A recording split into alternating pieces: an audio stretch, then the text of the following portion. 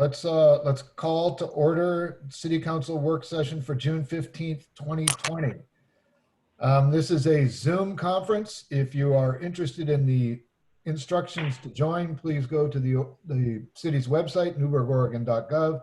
If you have a comment to submit on either general comments or on comments on specific items, please submit them to sue.ryan@newbergoregon.gov. Otherwise, Sue, let's have a roll call, please. Councillor Piros? Here. Councillor Johnson? Here. Councillor Yarnell Holloman? Here. Councillor Martinez Plancarte? Here. Mayor Rogers? Here. Councillor Bacon? Here. Councillor Finley, all present, Mr. Mayor. Here. Great, thank you so much. All right, so the council agenda and meeting, any comments, folks, on that? Okay, I do have a couple of items. One will immediately after the roll call in the business session, I think we'll start with a moment of silence, actually 8 minutes and 46 seconds of silence. So Sue will put up a note to any viewers or listeners, and we will go from there. And then public comment tonight, we've got a mix of both oral and written public comment. So we will try to manage that accordingly, some of which you've seen, but maybe not all. So we will try to manage that as time comes. All right, next, I believe, we've got a presentation on our friends from YCAP. Alexandra, good evening, and I'm glad you could join us. Good evening. Thank you so much for having me. So what I wanted to share a little bit tonight was just the background of community action, a little bit about YCAP, so everyone is on the same page. And then I hope I can share where we are currently kind of in our COVID-19 response and what some of our current activities have been.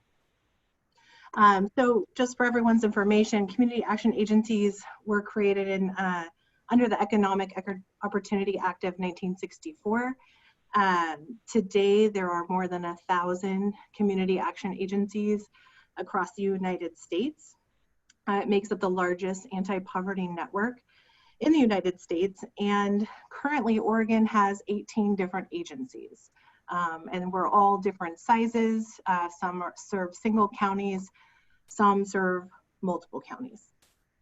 There's also some that are nonprofits, and I think we have 3 that are actually integrated into local government and they're public community action agencies. And YCAP is one that it has its standing as a nonprofit.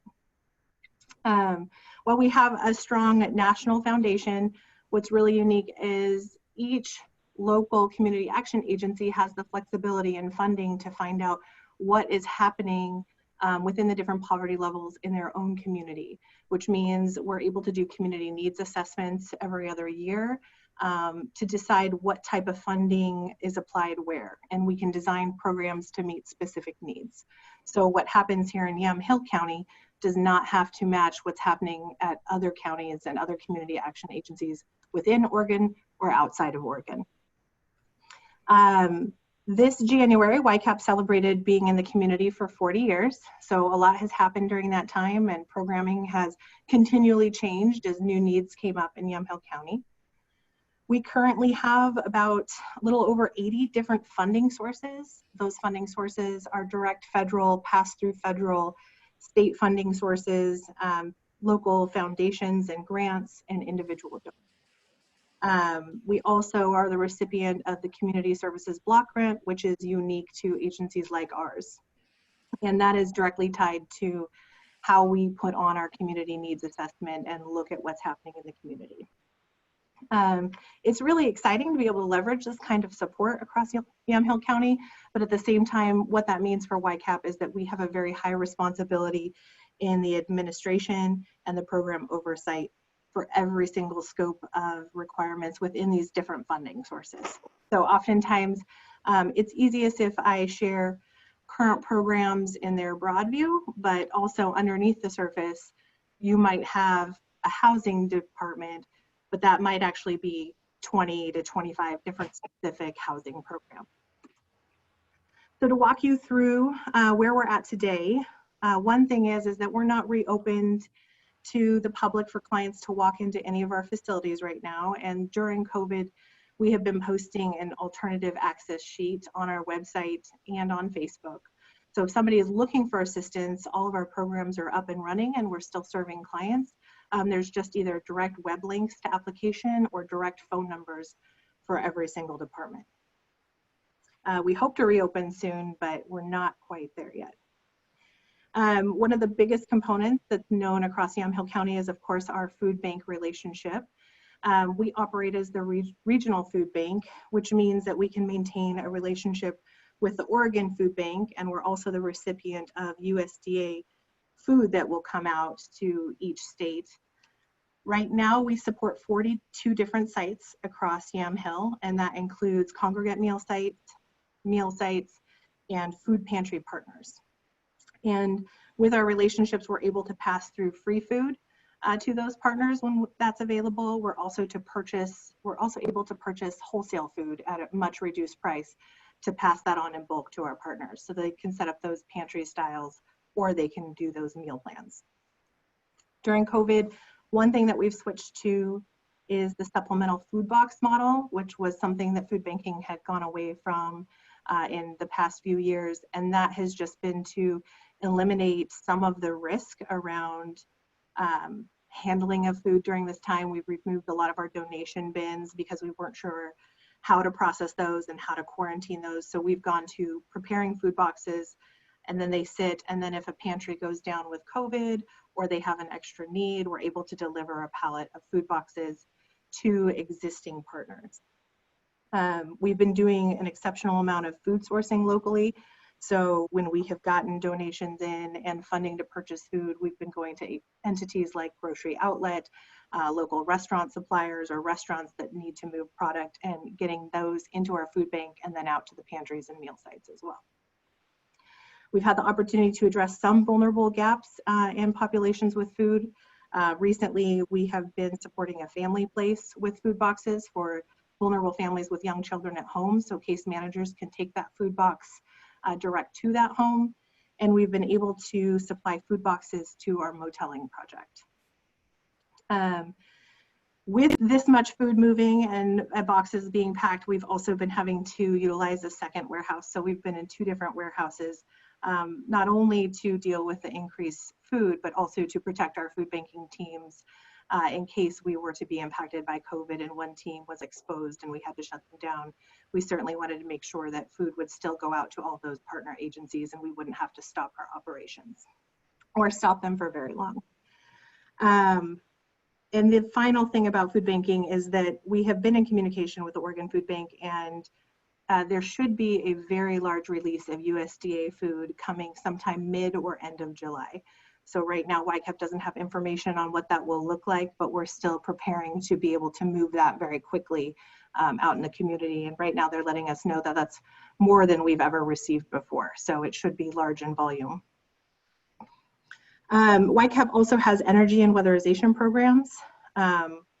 Weatherization has been limited in working with our contracts during COVID just because most of our clients have had, they're either medically fragile or senior clients, and so we weren't wanting to enter their homes, and likewise they weren't wanting us in their homes. So that has been one of the most impacted programs. We have put most of it on hold, but as of July 1, we should be reopening and starting up that weatherization work again.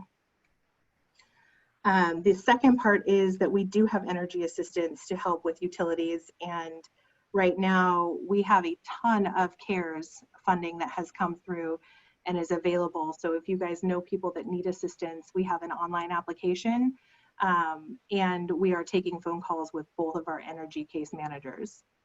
We have found that during COVID, energy applications have kind of tapered off, plus we're in the summer months when that usually happens. But it's definitely available, and we're experiencing that across other community action agencies, is that the word isn't out there about energy. So we'll be doing some specific outreach in the next couple of weeks, putting out some mailers, putting out some flyers, but we want you to know that there's funding available. We also have our youth outreach programming that's based right there in Newberg. For typical operations, that encompasses youth sheltering, transitional living. We have drop-in support right there. We do mental health counseling for the youth. We have job programs. We usually have a street outreach worker who's working on homelessness prevention.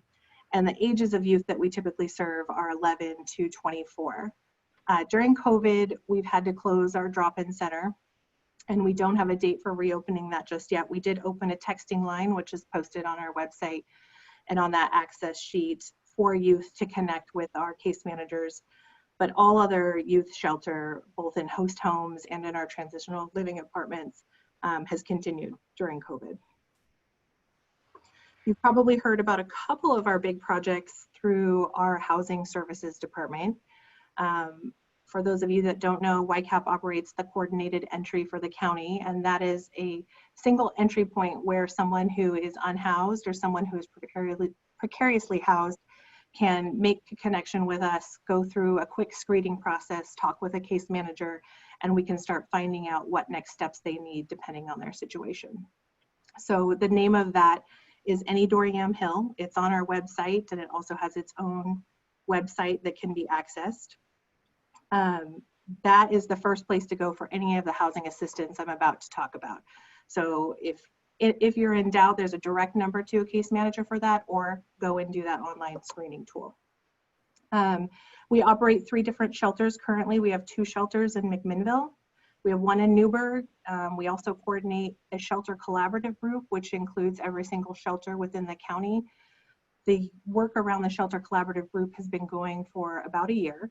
The goals of that were for consistent access to training and support across the shelters and resource sharing, but they also have been in conversations about identifying shelter gaps.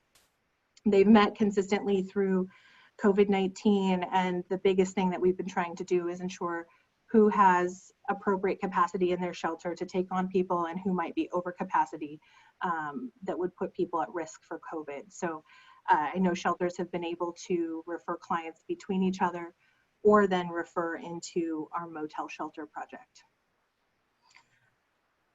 YCAP started discussing motel sheltering pretty much right as COVID hit. We realized that there were a lot of unhoused people across our community that were at high risk for COVID. And specifically, we were looking at the senior population and those who would be medically fragile with like advanced lung issues, heart issues, immunocompromised systems from cancer treatments. You're looking at people who are on drugs that compromise their immune system. So we knew right away that we wanted to provide those people a safe place to be. Mid-March is when we started those placements, and then with the support of Newberg and this council and McMinnville and the county, we were able to make plans to extend that support.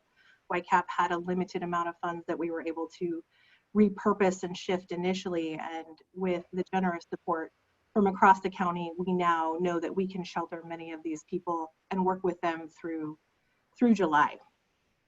To give you some idea of what the impact of that program has been like, currently we have helped and are engaged with 54 different households. Looking at those, over 50% of them are actually seniors, and the remainder of them are medically compromised. To date, we have placed 10 of those households in permanent housing and completed that process. We have 13 others that are almost through the process for permanent housing. When we look at that, we're looking at an almost 39% rate if we successfully house this group that we've been working with for this group of people, and that's a really fantastic success rate.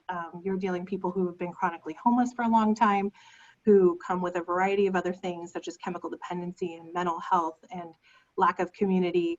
And so we're going to continue working with those households. We hope that we continue to have success with them. We have 11 other families in the project that have household resources, which means they're ready to be housed. The final component that we're looking for is actually a landlord contact.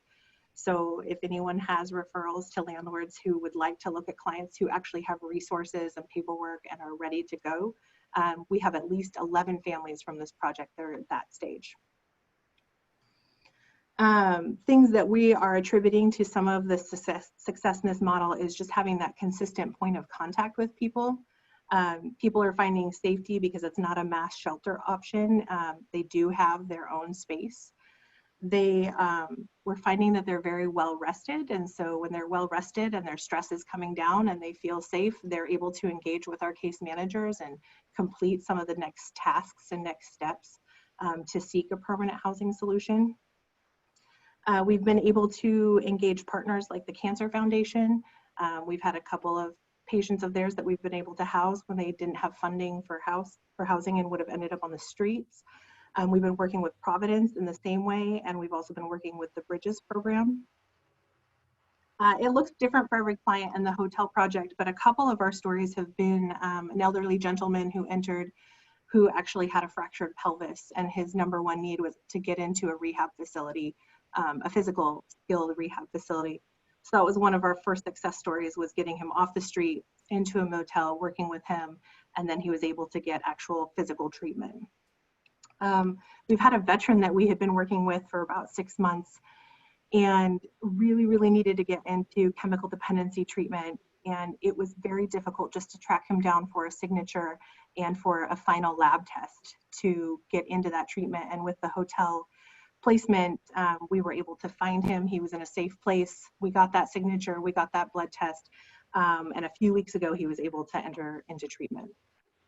We have served a family of 4 in Newberg. Both parents had jobs locally, but couldn't keep up with the cost of housing, and they'd ended up homeless at some point in time. We were able to house them in Newberg through this project, and they're one of the families that worked through to get permanent supportive housing. We had another veteran who was over 2 years of being in contact with YCAP. Very difficult to keep track of, very difficult to find in and out of contact via cell or drop-in sites, but once the veteran was able to enter the project, our case managers had that specific point of contact, and they were able to move him into permanent housing about a week ago. And just today, we actually housed a Dustin Court veteran here who lived right out in front of YCAP the entire time, who we had personally done outreach to multiple times and tried everything possible. And as of today, we successfully got them into housing. These are just a couple of the stories, but there are a lot of individuals that have benefited from having a safe place during COVID and having consistent check-ins and consistent support to take the next step for themselves. One other major program that I wanted to bring up is the rent relief program. I'm not sure if you all have been able to see the initial flyers that came out. There was an initial wave of funding from the emergency board for $8.5 million in rental assistance, and YCAP was the recipient of $197,000 to go out as quickly as possible. And that was up to 50% AMI, area media income. And as of last week, there was another passing of additional rent relief funds. So there's 50 million across the state that has been passed. So YCAP will be receiving a similar sum of money every single month for 6 months for rent relief. And a great addition to this second wave of funding that has come in is that it goes up to 80% AMI for families. That funding is available right now. The way to connect with that funding is to go to Any Door Yamhill and do that quick online screening tool, or to call the number that we have posted on that alternative access sheet that's on our Facebook and it's on our website as well. To give you an idea of what 88% AMI looks like, and this is not an exact number, and of course there's other screening items with each household that comes to us, but a family of 1, you're looking at just a little over 51,000 in income.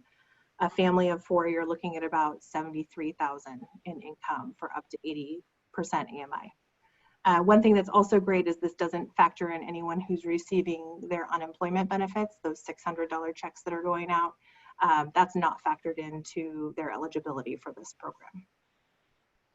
To date, what we've done so far, 94 houses across Yamhill County have been gone through the eligibility screening process. To date, we've already assisted 32 households, totaling almost $73,000 in assistance. 7 of those households are from Newberg, totaling almost $25,000 in assistance, and that was from our first wave of funding. We have 65 of those households that are in process that we're trying to get through the next steps, and 14 of those happen to be Newberg residents as well. But what we can tell you is that if someone is on that wait list and they haven't received help yet, they're getting a call within a 24-hour, 1 business day period to check in with a case manager, let them know we've received their information and what the next steps will be. So no one's out there lingering, wondering if help is coming or if they are eligible. We're connecting with them right away. The amount of funds that are coming in for this program are exceptional.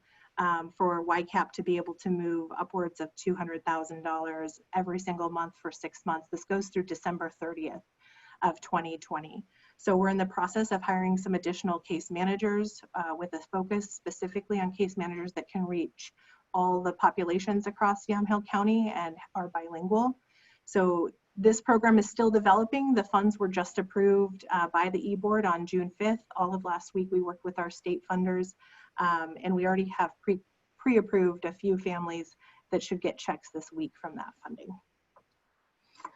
The final addition that we have, and we'll be releasing more information, is that we were approved to start carrying fast track vouchers in partnership with the Housing Authority of Yamhill County again, and recently received the notice that we'll be able to do 80 of those a year. And so that has been something that we haven't had access to for a while, but will be incorporated into our screening and our housing services.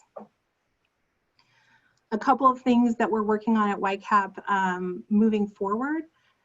We are working on setting up some satellite offices in Newberg. We're working closely with Providence and the new plaza building there. We would really like to ensure that we have some of our housing case managers and our energy staff in that area to be able to meet with clients and potentially provide education opportunities. So we hope to have those people moved into those offices in the next 30 to 45 days. We have 2 new directors coming on at YCAP, which is a huge shift. Previously, we had 1 director who was half-time over housing and half-time over youth. YCAP is actually hiring 2 full-time directors. Mandy Goff, who some of you may have interfaced with, accepted the position as our housing stabilization coordinator and will oversee all of the programs I just spoke about. And then we do have a brand new youth outreach director who will be joining us in early July. And more information will come on that. But with that expansion of advocacy and oversight, we hope to really be able to increase our reach with both the youth and our housing programs. And then the final thing I wanted to just mention is we have been interfacing with the Affordable Housing Task Force here in McMinnville, and I know that Newberg also has a similar task force, and now that we have a new housing stabilization director, we do have a desire to reconnect with that group or a group similar with our new director present. So that was a lot of information. Really quickly, I tried to think of a couple of highlights that people would really be interested in hearing. But if you have any questions for me, I'm happy to answer them or arrange a follow-up with you for further information. All right, folks, any questions for Alexandra? All right. Well, Alexandra, thank you. Yeah, I have one. Actually, Right, go ahead. it's a comment. This is Elise. Oh, my child's screaming. But I just wanted to say thank you to Alexandra and all the work she's putting in. And I'm just so excited to have her as a part of this community. Awesome. Thank you. Anyone else? All right, again, Alexandra, so I just, so we need to get the word out. You have rent relief money, you have energy assistance money, right? Weatherization, do you have money for weatherization? I know that sort of ebbs and flows sometimes. I don't have any CARES funding, like additional Okay. funding. I have our normal amount at this point in time. But the 2 biggest ones are the ones you've already listed, especially the energy money is not moving as quickly as we had hoped. So if you have places to share that, we're happy to continue sending you resources. We'll be doing some of that along the next couple of weeks. Okay. And is the information in Spanish as well? Yes. Awesome. Yes. Okay, great. We will try to get it out then. But I'll email them over to Dan for him to distribute the flyers that we do have about both right now. That's awesome. Well, great. All right, we'll keep up all the good work, right? And And thank you, thank you for all your good works. Thank you so much. Again, if you guys have any further questions, you guys know how to reach me. Will Take do. care. Okay, thank you so much. All right, Mr. Rooks, Economic Opportunity Analysis. Thank you, Mayor Sue. PowerPoint, please. So I am going to go briskly through this. Sue and I did a dry run with Planning Commission last week, so I should be able to get it in 30 minutes or so. So you may remember we're working on an economic opportunities analysis. This is part of the ground formation work for doing an urban growth boundary expansion. So Sue, next.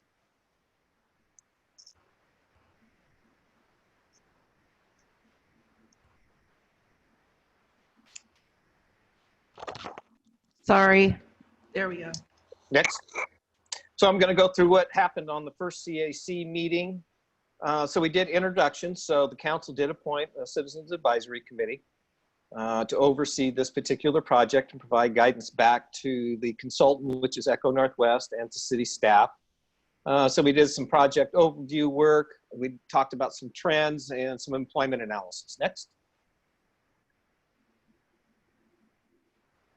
Next.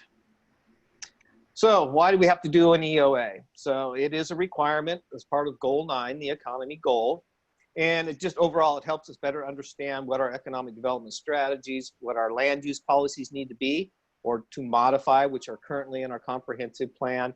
And it's a coordination effort. Next.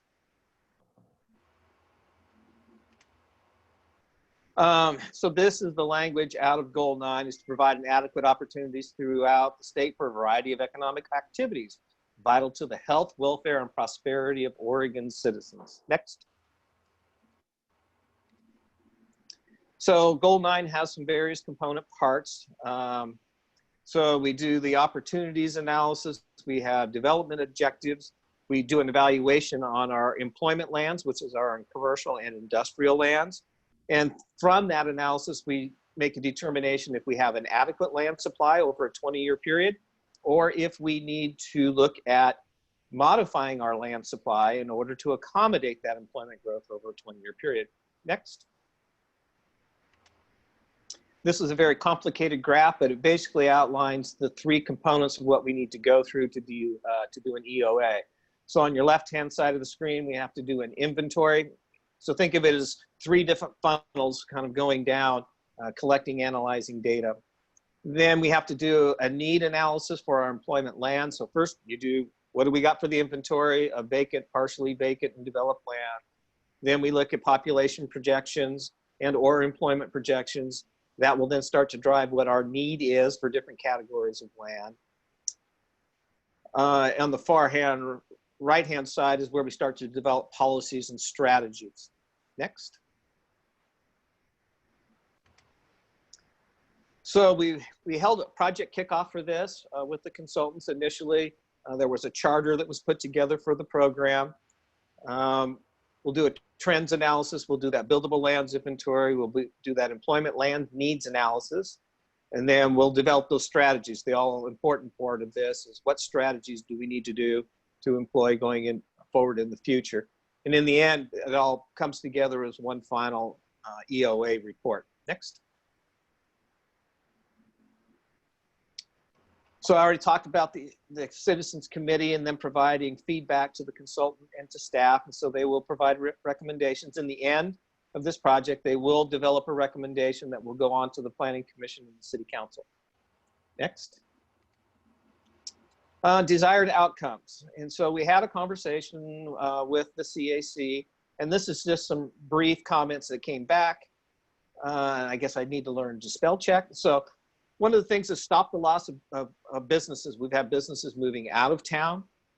We're looking for good employment opportunities. This kind of gets to being a balanced community, having the ability to have people to work here and live here, or live here and work here. There was a comment about avoiding the negative impact. So if it does lead to an urban growth boundary, is not making negative impacts upon the agricultural sector of the economy, which surrounds Newberg. We need land and buildings for expansion. Again, we've been losing companies over the last 3 years because they've had no land to expand onto or any buildings to move into.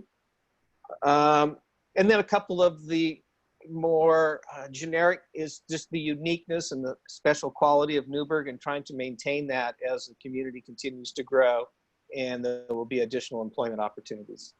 And finally was preserve our industrial land. Some of the committee members talked about the fact that in the past, Newberg has changed its industrial land to non-industrial uses, be it for residential or some kind of mixed use. Next. Next. So we talked about the vision, Newberg vision, a Newberg process. And a number of you have seen this before, but in 2040, Newberg is a gem of the Willamette Valley, mirroring the surrounding bucolic landscapes, its cultivated relationships, flourishing culture, thoughtfully enhanced sense of place, strong local economy, that's key to the EOA, and a collaborative leadership nourish or thriving community. Next. So we went through this process looking at a Newberg and looking at the things that came out of the economic development strategy. So the first one was the goal of enhancing industrial development capabilities. Of course, there's a variety of actions that are there. Those will be taken into consideration as we work through the process of developing strategies later on through the EOA process. Next. Goal 2 was enhance commercial development capabilities. And again, there were 3 strategies identified there, but this is more focused on the commercial side and or the downtown side in part. Next. The third goal was create a premier business and workforce development program. This is largely led by Chehalem Valley Chamber of Commerce. A lot of activities are going on there, and I know Shannon's on the phone listening to this evening. But we've got 8 actions that are identified in that category, and we meet once a month and we're talking about how do we deal and address the issues of workforce. Next. The fourth one is related to the downtown improvement plan. So A. Newberg identified 7 strategies. Of course, there's lots of actions that go underneath one of these. We are currently working on the urban renewal program. They've had some conversations with the Downtown Coalition about an economic or business improvement district. Again, partnerships are key in all of this. And in the budget the council adopted, we've got money to update our parking study for the downtown, which leads to a parking management plan. Next. The 5th goal is making Newberg, Chehalem Valley a regional, national, international tourist destination. So there were 4 strategies identified there. So this relates to the tourism side of the economy. Next. So now we're going to talk a little bit about some of these key economic trends that our consultants have evaluated. Next. So the ones in blue here are actually the sectors within the economy where we have higher wages. So the average wage in Yamhill County is a little over $42,000. And this is based off of 2018 Employment Department data. And so you can see construction and manufacturing have higher paying wage. Professional businesses and education and health services are higher than the county average. The ones you see in orange are sectors of the economy that pay below the average wage in the county. So that's natural resources, trade and transportation, and leisure and hospitality. As the slide notes, there's about 27% of the employment within the county that actually occurs within Newberg. Next. This particular slide is representing sectors of the economy with 200 or more employees. And so the blue, the city's average wage is $43,480, so it's a little higher than the county. But this one identifies the number of employees we have in these particular sectors. So again, construction and natural resources and manufacturing, higher wage and the percentage. The average annual growth rate for construction is at 2.4. Professional services is 1.5. Healthcare and social assistance is 1.8. You can see manufacturing and healthcare are 2 of the larger sectors in Newberg. Next. This is a graph that represents the prior table. So you can see where we have healthcare with just a little under 2,500 employees, and manufacturing a little over 2,000. And the red lines show what those average pay per employee is. And so you can see that in the healthcare, we're a little lower. In manufacturing, our number of employees and our wage are pretty equal. When you get to the right-hand side of the slide, where we don't have a lot of employment in information, but you can see that the wage in those is relatively high, just around $60,000 a year. Professional services is another one. We don't have a lot of that within Newberg, but you can see that the wage is up around $70,000. Next. This is always an interesting graphic, and this is from the Census Bureau. This is 2017. So we have a little over 6,600 people who commute into Newberg to work. We have a little over 8,200 people who commute out of Newberg to work. And a lot of that is going into the Portland metro area. A lot of the employment that comes in is actually coming from McMinnville. We have just a little under 2,000 people who actually live here and work here. So this goes back to one of those desired income outcomes is, having the ability to have a land supply for employment that people can live here and work here. Next. So we're going to talk a little bit about employment forecast assumptions. And so we're going to talk about the base. We're going to talk about the growth rates. We'll talk a little bit about mixed employment. And there's employment in residential areas, and then we'll talk about density. Next.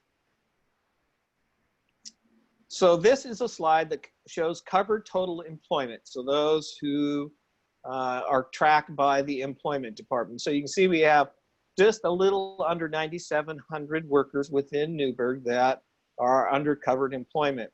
There's another category of those that are sole proprietors, as example. And they may work out of their house. And when you add those in, there's just a little under 13,500 workers in Newberg. Next.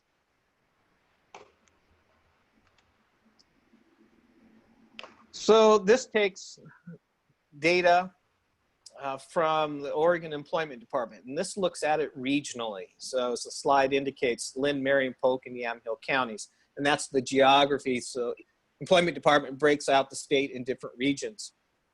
And they look forward in time, so looking from 2017 to 2027, looking within that region, they're projecting that the employment forecast is a 1.1% annual average growth rate.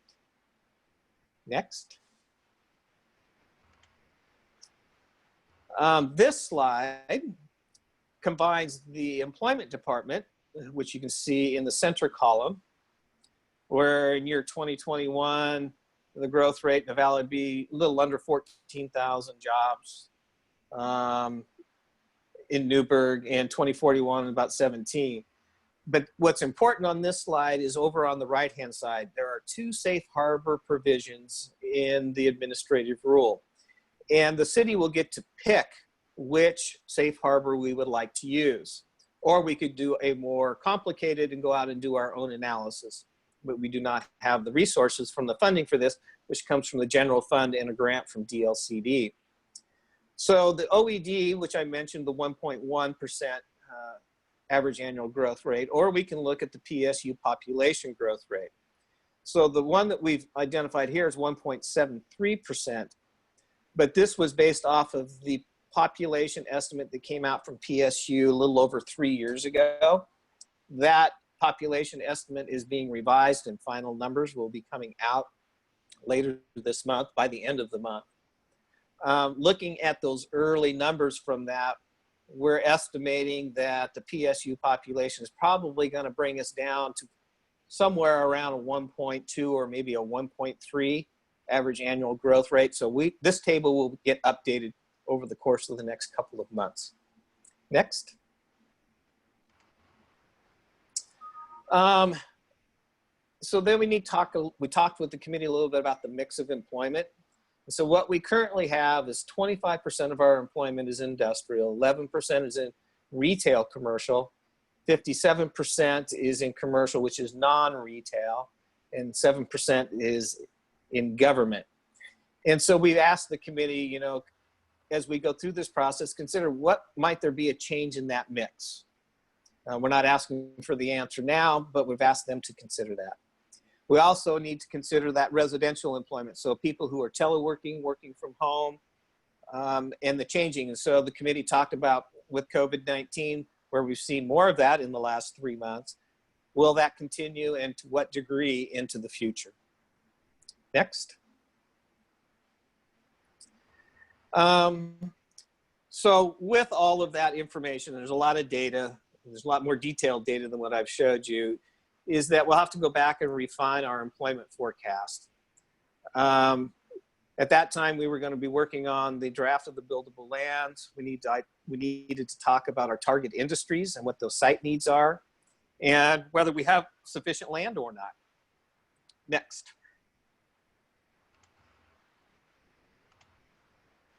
So then we went to the second CAC meeting. Go ahead, Sue, next. There you go. That's good. So at this meeting, we talked about our land base, how we classify land, what gets removed as constraints, and I'll get more into that. And then we had to verify all of that. So there was a bunch of back and forth that was occurring between the consultants and myself, taking on the ground knowledge that we have versus aerial imagery, which is a point in time aerial, and back and forth until we came up with an initial draft. Next. So this is a graphic that shows our comprehensive plan designations for employment land. So if you were to start up at the top right, that darker, medium shade green is where the Allison Inn is located. Just to the south of that is the employment land in the Springbrook district. And then of course the blue would be the ADEC campus. There's a light kind of green up in the Springbrook properties, which is the village. And so back when we did the housing needs analysis, it's a mix of both commerce and housing. And so we'll be projecting based upon what's out of that master plan on building square footage and generate a employment per square foot for buildings for that area. You can see along Portland Road, the red, which is the commercial areas. You'll see a purple area, which is a mix, which allows industrial and retail kind of opportunities. Over on the right-hand side, you'll see the kind of turquoise color, which is the Providence campus, and then the specific plan area to the south of that. You'll see a bunch of blue down off of Highway 219. And then there's a green area, which represents the Sportsman's Airpark. Some additional blue then down south of the bypass, which is our industrial where our wastewater plant is located, and then the West Rock Mill site. You'll see some darker colors at the bottom of the slide south of the bypass. And this was to represent commercial and mixed employment. And we needed to do some adjustments, and we informed the committee about that, because the mixed employment on the West Rock side actually is 21.5 acres, and this was only calculated at 2. So we'll make some adjustments for that. Next. So how do you define land? So developed land. So think of lots that are fully developed. So something like Springbrook Plaza is fully developed, you know, where we have buildings downtown and not vacant lots are fully developed. Vacant land is ones that have no structures on them or buildings, or if they do have buildings, it has very small value associated with them. Then we have partially vacant, which part of the parcel may be developed and another portion of the parcel is not developed in its simplest terms. And then we have undeveloped land, which is totally vacant. Could be a farmer's field, or it could just be a vacant lot. And then there's a category for public and exempt. And those would be things for, you know, city-owned properties, CPRD, state of Oregon. It also includes churches, so those nonprofits. Next. So this is looking at our inventory, taking those development status. And so wherever you see a yellow, that's land that is considered partially vacant. If you see red, that's where land is vacant. If you see the gray, the darker gray, that's where land is all developed. Then we have the airpark we're going to look at separately, but we classified that as a brown color. And then we have some undevelopable. It's hard to tell off this map at this scale, but there are some purple areas. Next. This is the constraints. So this is looking at stream corridors, floodplains, wetlands, steep slopes, landslide areas. And those all come out of the developable land supply. And so you can see we've got tributaries going into Chehalem Creek over on the left side of the screen. Down the middle, we have Hess Creek. Over on the right-hand side, we got Springbrook Creek and tributaries. You've got some landslide areas up at the very northeast corner, up off of Springbrook Road and the railroad tracks. You got some steep slopes up in that area, as well as out onto the east. You got some steep slopes along the stream corridors. And then we've got a dark blue down at the bottom of the screen, which is by and large, it's greenway, it's steep slopes, part of the Willamette River Greenway in our stream corridor. Next. So here we wanted to show our commercial industrial lands, constrained, unconstrained, and vacant and partially vacant. And so again, you can see that we've got some area up at the Allison Inn. Springbrook Properties has kind of that green. There is a portion of the ADEC campus, which has a very large lot. The part of that lot is developed and the other part is not. We've got out off of 99 where Crestview Crossing is going in, that's commercial. We'll probably will step back and look at the Providence side. It came up from the committee, and because there is some expansion on the south side of the hospital. So we'll probably end up putting that one in these maps, showing that as partially vacant. And then you can see very little blue down kind of on the southern end off of Highway 219. Next.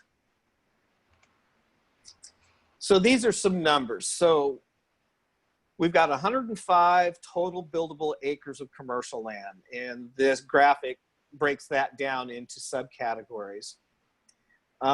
86 of those acres are on buildable vacant lots, and 19 acres are on partially vacant.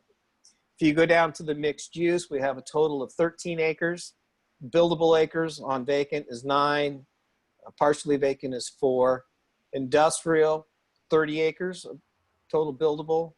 23 is vacant and 7 is partially vacant. So at the bottom, it can get you the totals of what we've got for total buildable, buildable that's vacant, and buildable that's partially vacant. Next. So this is a graphic that represents that prior table. And so you can see kind of stands out in the middle is we've got Springbrook Properties, where we have those vacant and partially vacant lands that could be developed in the future. Don't see a whole lot on the right-hand side of the screen on our industrial side. Next. So this is a table that tries to break down or shows and breaking down buildable acres on vacant and partially vacant by lot size. What's kind of interesting about this is we don't have a whole bunch of small parcels for these different commercial, mixed use or industrial, but we've got a number of acres that are in that 2 to 5 acre range. And so you kind of see we're in the middle. We got some 1 and 2 acres and 2 and 5 acres. We don't have a whole bunch of stuff in the 5 and above. Then the number of lots, again, a table. So we've got a whole bunch in this one. It's representing, we got a whole bunch of smaller lots. So we knew from the committee we need to kind of adjust these tables a little bit because they got a little bit confusing, and we'll work on that when we come back to the committee. Next. And this is a graphic that represents that prior table. Next. Okay, so on this one, what we're looking at is developed acres in tax lots. So one of the things that came up from the committee and even the planning commission is that we've got 77 acres of land on parcel 50 acres or above. So we don't have a lot in that particular category. Again, if you go down to the next one, number of developed lots by lot size, you can see that we've got a number of things that are on the lower end of the range, but we really don't have a lot in that 5 acres and above. Next. And this is a graph then that is intended to represent the prior table. So it breaks it down so you can look at the different types of uses: industrial, mixed use, and commercial. Next. And this is another slide that helps try to represent that prior table. And so when we look at this 10 to 20 acre area, you know, it encompasses 5 sites. Next. So Sportsman's Airpark. So we made the choice to look at this separately because it's unique. It has a limited set of uses that can go there. So 54 acres total, 29 are developable. Next.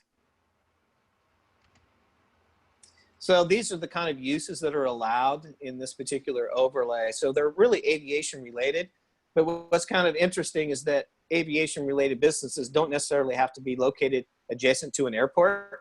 They can be located some distance away. Next. Site needs. So we started talking a lot about what the site needs are.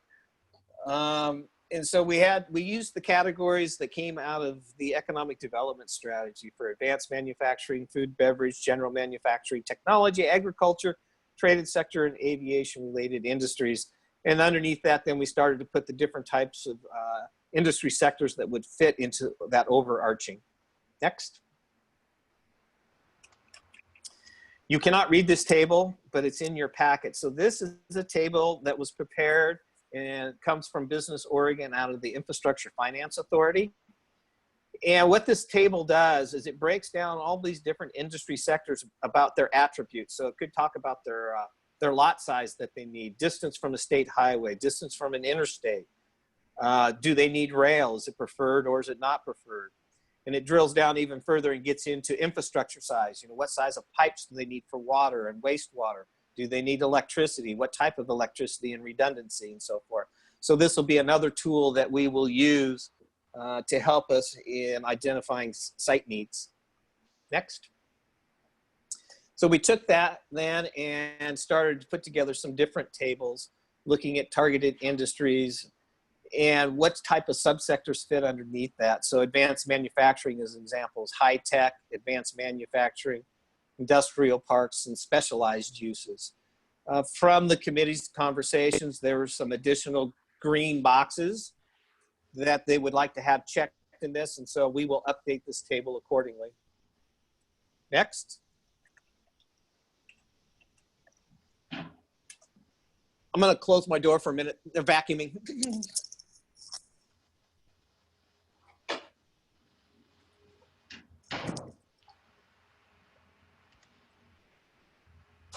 So then we started to break this down based on the IFA table and look at the different types of industry sectors and what their site size, slope, if they need a railroad access, access to highway, and the special utility needs. So this is taking kind of a broader picture from Business Oregon and bringing it down and looking specifically at Newberg.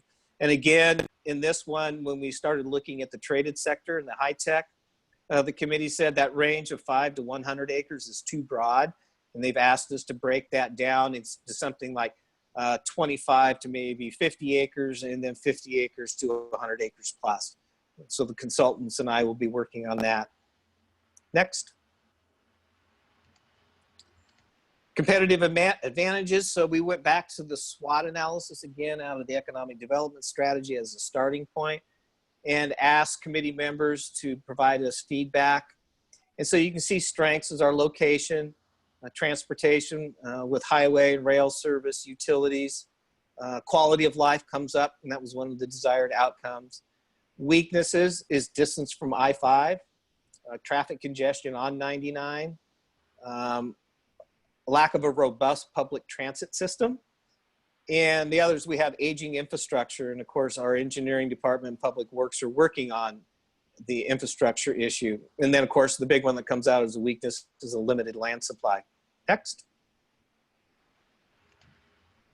Opportunities, education.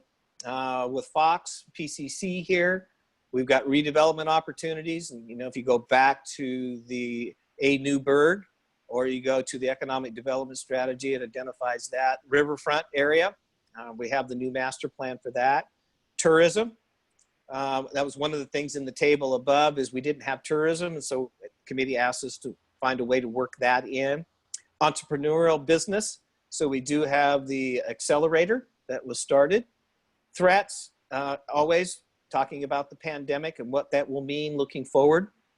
Nobody has the absolute answer, but it's something we're keeping our eye on. Business relocation, I mentioned earlier, we're losing businesses because they do not have land or buildings to expand into. Aging population, and we'll see more of that as the next round of PSU numbers come out. And of course, climate change, global warming, and seeing populations move from south to north. Next. And that's it. Ooh, 30 take minutes. a breath. Woo, Doug. Woo. Way to be. All right, folks. Questions or comments for Mr. Rux after that impressive performance given his time constraint? Anyone? Good, Doug. Hydrate, Doug. That was tough. I am Patrick. I am. Okay. There's a lot more. The next meeting we've actually had the consultants, and we're working through a process to look a little broader than what has been done in the past, and looking at site needs from different communities. So we'll be looking at Springfield, Eugene, Corvallis, Albany, Woodburn, McMinnville. We've talked about Sherwood as well, maybe into Tualatin. Because it all gets back to, I'd collected about a decade's worth of recruitment data that I've shared with our consultants, looking at a variety of businesses who were looking to expand, relocate into Oregon. And so with that data, the data from the Infrastructure Finance Authority and this additional data, really taking a robust look at that. Because one of the things that came up the last time we did an EOA, it revolved around site characteristics. And so we ended up getting appealed to LUBA and to the Court of Appeals. And so I want to take a much more robust look at those site characteristics and site needs as we go through this round of doing an EOA. All right. Any other comments for Doug? Doug, I just got one for the SWOT analysis that I didn't see, is lack of availability of housing as a restriction in our community. It will come up when we revise that. The CAC members, several of them brought that up about having adequate housing for the workers within the community. Okay. Thank you. And thank you to you. Thank you to the consultants and to your 11 members, I believe, on your committee. So thank you to them all. It's a large committee. They're very engaged. Right. Cool. That's very good. All right, folks, anything else for Doug? All right, let's bring this back at 7:05. You can take a brief break and then we'll be back at 7:05. Thank you. All right, then let's call this City Council business session for June 15th, 2020 to order. This is a meeting that's being conducted through Zoom. If you are interested, the instructions to join can be found at newbergoregon.gov. If you have a comment, please email them to sue.ryan@newbergoregon.gov. So a roll call, please, Sue. So Sue would also like to ask for everyone's patience because I'm juggling several things here. So if for some reason you email me and I don't get to you immediately, just hang in there a sec. Okay. Roll call. Councilor Piros. Here. Councilor Johnson. Here. Councilor Yarnell Holloman. Here. Councilor Martinez Plancarte. Here. Mayor Rogers. Here. Councilor Bacon. Here. Councilor Finley. All present, Mayor.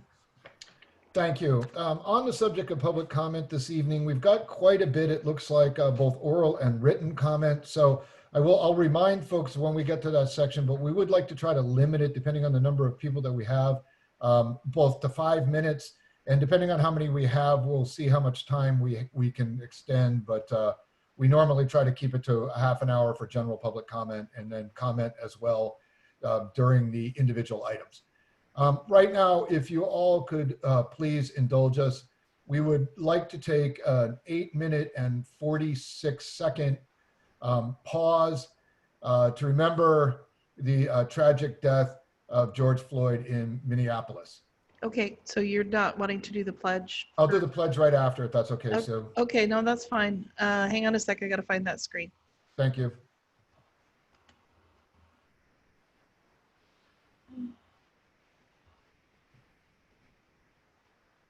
Sorry, I have a bunch of things open here. There it is.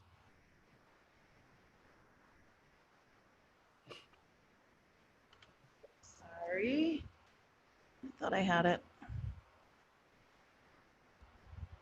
Ah, here it is.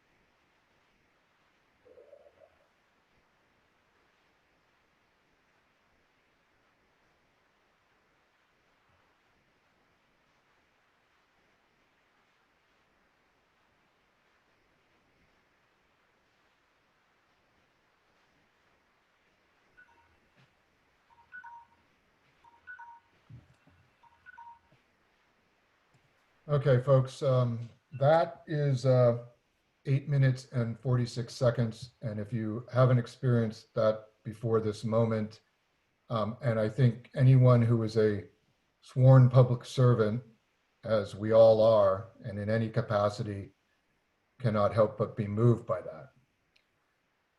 So with that, let's move to the Pledge of Allegiance, please.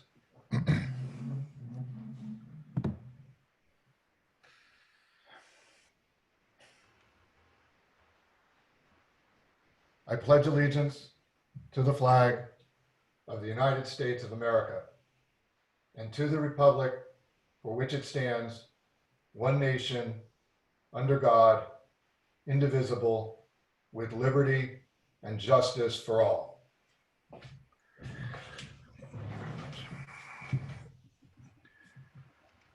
Okay, again, thank you very much. I think, as I've said before, the Pledge of Allegiance ends with liberty and justice for all. Between 8 minutes and 46 seconds, followed by the Pledge of Allegiance, a day after Flag Day.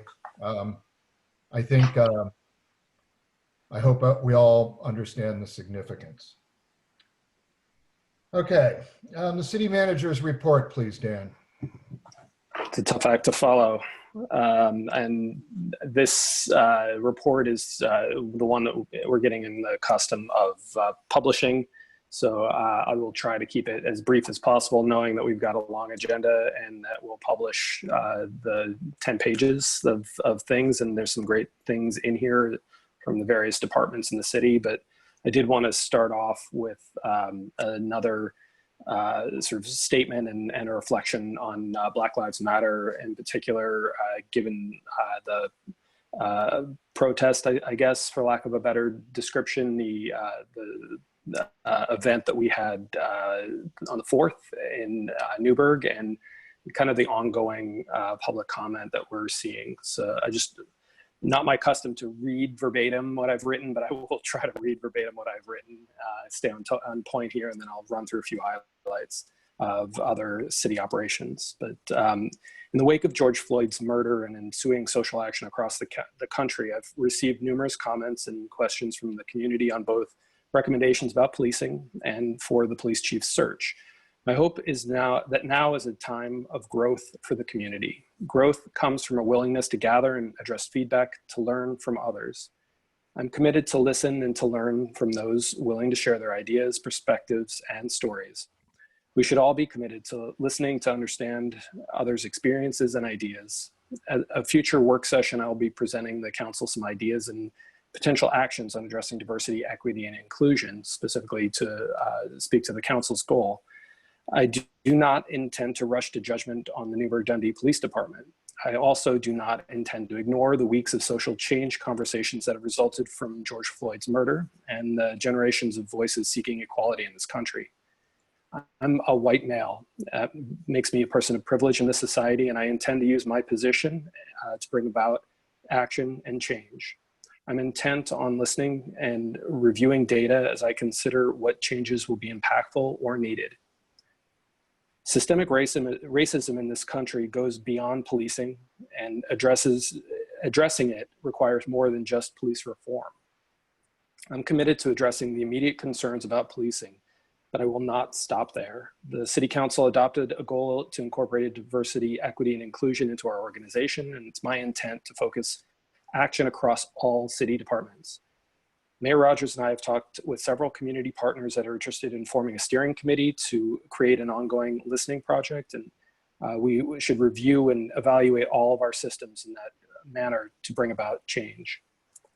There are people in our community that are expressing their lived experiences as people of color and the racist interactions that they've had. I believe that we should listen to those experiences and seek to understand and improve as a society and specifically as a community. I support starting an ongoing community dialogue focused on actions that the city and other community partners and residents can take to address and end racism in Newberg. I reject the thinking that addressing race and racial disparities involves choosing sides or needs to be focused on blame.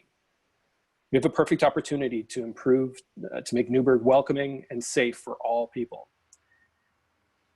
It's also wonderful to get the amount of feedback and interest in the police chief search. It's a topic of great community interest right now. And just as a little bit of information, as the search would be developed, it's my intent to look towards the end of the calendar year or even early next calendar year. I know that's not an immediate or a very satisfying reality for people, but given that we have other department head positions to fill as well, that's sort of the reality of timing. But a typical police chief search involves a great amount of community input. So you end up, and we will have community input in forming the basis of what the ideal candidate will embody, what attributes they need, what experiences they need. And then during the interview process, we'll also have opportunities to involve community members in interviewing the candidates that we would bring forward for consideration. So there is plenty of time. Maybe that is a good thing. It may not feel great in the moment that, you know, there are those in the community that are looking for change, but I think it'll give us all time in the community to identify the attributes and the right police chief for our future. So on a somewhat lighter note, just want to transition. We did find a way to hang the pride flag in City Hall. It's hanging in our lobby. And so it is unfortunately not on a flag pole, but we sort of solved that problem by hanging it from the ceiling. And proud to have that flag hanging in City Hall today and this month. We did, you know, speaking about community and you know, building community, and one of the city council's goals of, you know, improving the culture of the organization. We've restarted in June the Feel Good Friday email newsletter that we send to our employees, and it's an opportunity to highlight customer service and celebrate the employees and the actions that they're taking to support the community. So I've gotten good feedback from our staff that they're excited to see that come back. And hopefully it's something that can permeate throughout our internal culture. And hopefully residents will see that. From the library, the library is open again, and it's a great thing. You know, Tuesdays through Saturdays, noon to 6. In week 0, there was the June 2nd to June 6th, a period of kind of gathering materials back from the community that had been out for a few months during COVID. The library took in over 30 shipping containers of books and media during the curbside drop-off, which is great, and you know, it speaks to how much people were able to consume over the COVID period. But you know, hopefully people are excited to have the library back open and are able to come and visit. There's a great library video online on YouTube for how to access the library during COVID, and sort of explains visually all the things that the staff have put in place to protect patrons' health and safety.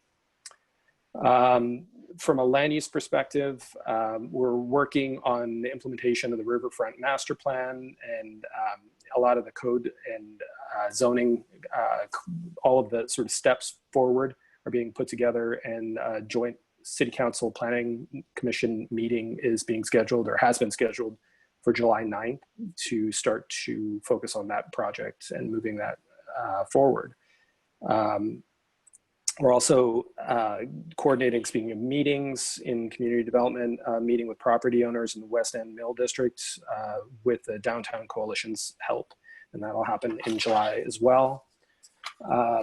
We were able to receive in community development some funding, outside funding from the state. We received 4 grants for housing initiatives, so $10,000 to update the housing needs analysis, $60,000 for code assistance, $25,000 for infrastructure-based time extension program.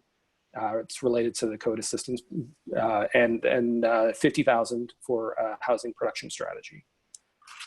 There's been a lot of, understandably, a lot of conversation in the community around police. I think I spoke to that a little bit, and there was obviously the demonstration, the protest, and Thursday the 4th. I understand that there is likely to be another gathering this Friday, I think, and so we're working with the coordinators that event to, again, make it hopefully a positive thing for the community. A lot of people came out to the event on the 4th. It was well attended, about 500 people, and peaceful, which we appreciate. And people were able to have their opportunity to express their stories, but also to be safe, which I think, for speaking from the city perspective, was great. The chief has mandated, just so you're aware, and given the sort of topical nature of this, has mandated a review of all employees reviewing their diversity training. And so there are 6 separate policies that the police department has adopted, and those are all being reviewed by all staff. And one in particular that I wanted to read for you, the duty to intercede, which relates to George Floyd's murder, and the sense of the other 3 officers. Why didn't somebody stop that 8 minutes and 46 seconds of kneeling on Mr. Floyd? So we do have a policy where the duty to intercede is called out, and something that we train our officers on. So I'll read it for you. Any officer present and observing another officer using force that is clearly beyond that which is objectively reasonable under the circumstances shall, when in a position to do so, intercede to prevent the use of unreasonable force. An officer who observes another employee use force that exceeds the degree of force permitted by law should promptly report these observations to a supervisor. So that is something that is on our books, and hopefully something that we can continue to train on, and make sure that we have officers who are willing to speak up if they see a colleague using excessive force in a specific situation.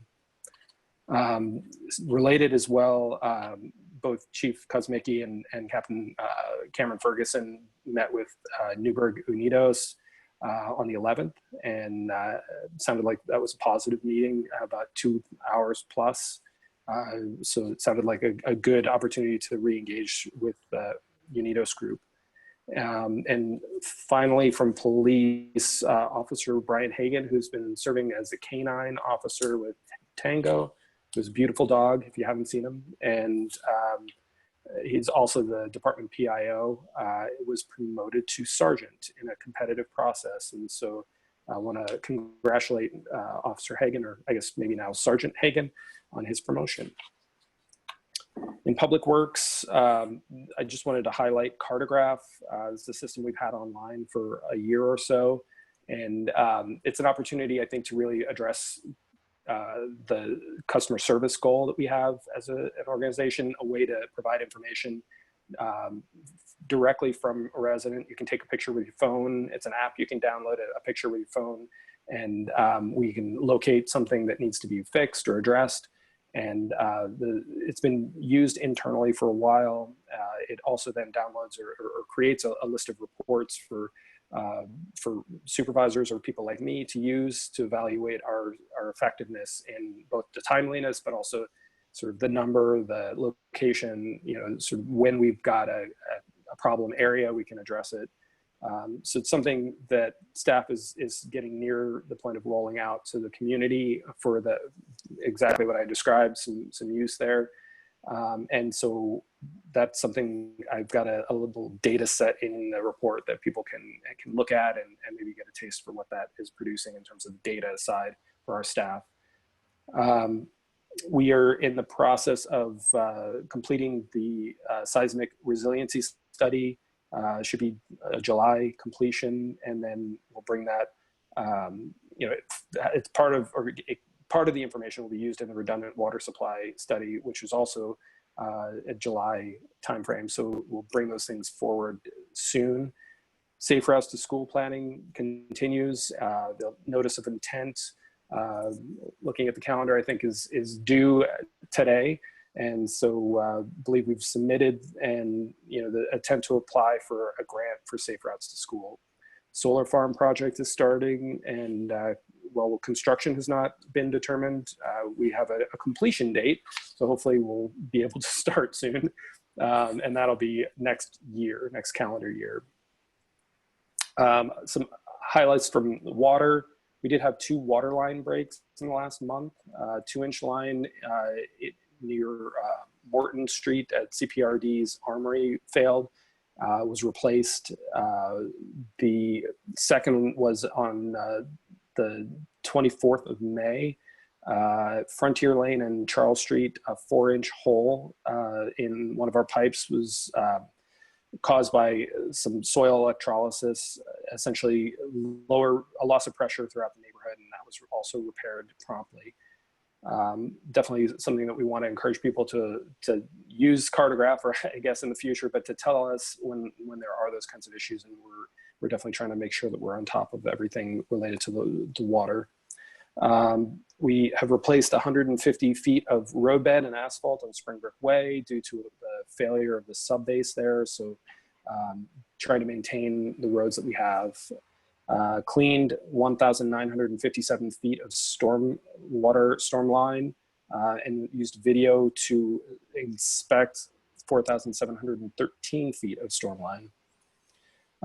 The carport at the Public Safety Building, which is going to be a great addition, which should help with the electronics in police vehicles, is scheduled to start today and be completed in about 2 weeks. And again, kind of a cover for sun and other weather protection for vehicles at the police department. The interesting, speaking of vehicles at the police department, and I'm not sure if this had been shared already with council, but it's something interesting from a COVID-19 response. Fleet is working with the police department on a program that Ford has pushed out to the Ford Explorer model, which is a primary police vehicle here, that is a disinfectant process. They've developed a program to essentially heat soak the interior of the vehicles, essentially raising the temperature to like 130 some odd degrees and melting away the coronavirus. It's been tested. It sounds like it'll work. We're going to test it on a vehicle and see, but Newberg Ford is graciously willing to do the legwork or the arm work on installation of the system, and we'll be able to get our police vehicles cleaned of COVID, and that should be safety benefit for our officers, but also for any of the public as well that come in contact with the police vehicle. So interesting, right? Technology in a moment of need. The water quality report was produced, and hopefully postcards have been received at residents' homes. There's a QR code that is a link to the more detailed report for those who are able to access that. I believe hard copies of the report can be provided as well, but just essentially what our water quality has been in the last year. We did also replace a pump and motor at well number 5. And it's interesting to me, I guess, that the old pump or the old column that was replaced was from the original pump to well number 2, which was installed in 1950. So 70 years of service for an iron pipe, which I guess having now replaced it, we're seeing an increase in production. So good that we've replaced it, and good that we were able to keep that in the works for as long as we did. And the last item, which is again an amazing thing to me, is the amount of compost that we have been able to give away. I think we're back to selling that product, but we were able to offer that, and hopefully I think residents were able to take full advantage, but hopefully people saw that as a benefit during COVID. We are able to open to the public for a total of 52 hours over 13 days, gave away 3,219 yards of compost to 785 customers. And so in essence, an average of almost 62 yards per hour in the time that we were open. So I just imagine a whole lot of dirt getting slung around, but hopefully that's on gardens throughout the community and helping to grow some really good produce, or garden, I guess, some plants. But anyway, that is the city manager's report. And again, there's a whole lot on here that I have not highlighted that we'll post online. Great, Dan, thank you. Thank you so much. Any questions for the city manager? Hearing none. Thank you, Dan. Again, thank you so much. Moving on to appointments. We've got a few here this evening, which is awesome. This means we've got community members willing to serve on various committees for the city. All right, so first we've got reappointments. So that means people that have wanted to have agreed to re-enlist. So that's doubly exciting. First off, Suzanne Minahan to the Library Board. Secondly, Colin Bullock to the Planning Commission as the Student Commissioner seat. Casper Zook to the State Traffic Safety Commission to fill the Student Commissioner seat. And then the direct appointments, John Ehrlich to the Traffic Safety Commission for a period beginning now until December 31st, 2021. John is a one-year resident here in Newberg who served on the Medford Parking Commission for several years. And then Asher Tatsumi to the Historic Preservation Commission for a term June 2020 to May 21 to fill the Student Commissioner seat. Asher is a 4-year resident, attends Newberg High School, has been a member of the school's ASB, the Associated Student Body, for 2 years. He's on the National Honor Society Board and served as the cross-country team captain. That's a busy student, and these are busy people, but they're willing to do it. So, council, what is your pleasure?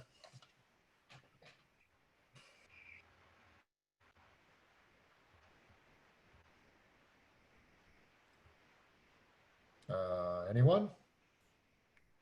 Mr. Mayor, Stephanie? I would like to make a motion to do the appointments that you just listed. I do have one question. On my packet, it shows Robert Sherry to the Planning Commission. Do you? Sue, can we confirm that? Yes, that was the update that went out Friday. Okay.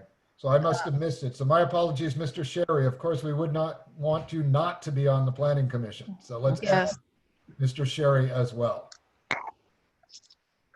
All right. Do we have a second to that amended motion? Second. Denise with a second. All right. Any further discussion? All in favor signify by raising your left hand.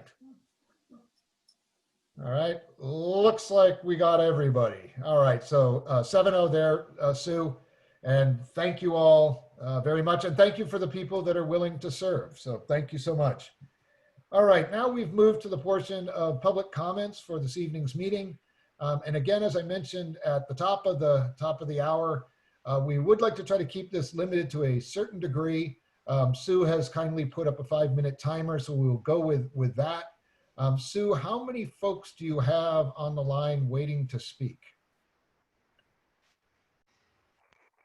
Okay, I just realized if I put up the timer, I can't see the names to unmute. So we may have to bounce a little bit. All right, So, and I can keep the time here too. Kim Steffen, who had sent in an email, but I don't see her on the list of attendees. Okay. So, and I wasn't clear from her email if she was just emailing in or if she was also going to speak. The second person was Ingrid Moriarty, but I'm also not seeing her. So when people join as an attendee, just to explain, sometimes they join with computer audio and they can put a name, see a name for them. But if they call in, they have to send me their phone number for me to know who it is. So I'm not seeing Ingrid there. If she's watching, she can send me a chat and I'll pull her back up. I do have Elizabeth Nunez. Okay. So why don't we go with that, and I'll pull up the timer after she starts. Okay, that'd be great. Okay. All right, good evening, Elizabeth. If you can hear us, please, we are waiting to hear your public comment. You'll have 5 minutes. Please identify yourself and tell us what you feel. Okay, hang on a sec. I think I gotta unmute her phone too. There we go. Hello, Elizabeth, can you hear me? Yes. Okay, can you hear me? Yes, sorry. Yay, okay, wonderful. Okay, thank you. So my name is Elizabeth Nunez, and my husband, Edwin Nunez, had to work tonight, but gave me his permission to talk about his experiences with the NDPD at this meeting in his absence. My husband is Dominican American, and we have lived in Newberg for the last 4 years. In that time, my husband has experienced considerable discrimination and racism, which has included 3 incidences of property damage, 1 threat to his life, and numerous experiences of overt and covert racism. The NDPD has not only contributed to his experiences of racism when encountering the police in the community, but also in making official police reports. Edwin estimates he has been pulled over in Newberg more than 7 times by the police in the time we've been here. Immigration police have stopped my husband 3 times. So my husband now carries his passport with him wherever he goes to be able to prove his citizenship, even though he was born in the United States. These are only the incidences in our town of Newberg and do not include his experiences outside town limits. I would like to focus on one event in particular that happened last year. Edwin made a 911 call when he was driving down Highway 219 toward Newberg as he exited I-5. A truck had been following him aggressively on the 5 and turned to follow him onto Highway 219. The car sped up and slowed down with the purpose to intimidate Edwin. At one point, the car passed Edwin to the left and pointed a gun at him, then continued following Edwin into town. It was after the gun was drawn that Edwin called the police. After reaching Newberg, the car turned back around and left Edwin alone. The NDPD sent 2 officers to meet Edwin. When they got there, they began by telling him to calm down. Both officers had their hands on their guns when they approached Edwin. The female officer began by searching the car's license plate in the database, while the other searched through the car with his flashlight.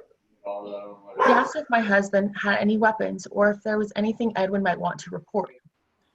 Throughout the interaction, Edwin was viewed with suspicion. He recalls his experience saying, "They didn't take me seriously." When his white wife, arrived, the officer's behavior changed completely. The officers began taking the statement more seriously, but the moment they saw Edwin states they didn't believe it at first, but the moment they saw my wife, they started taking it serious.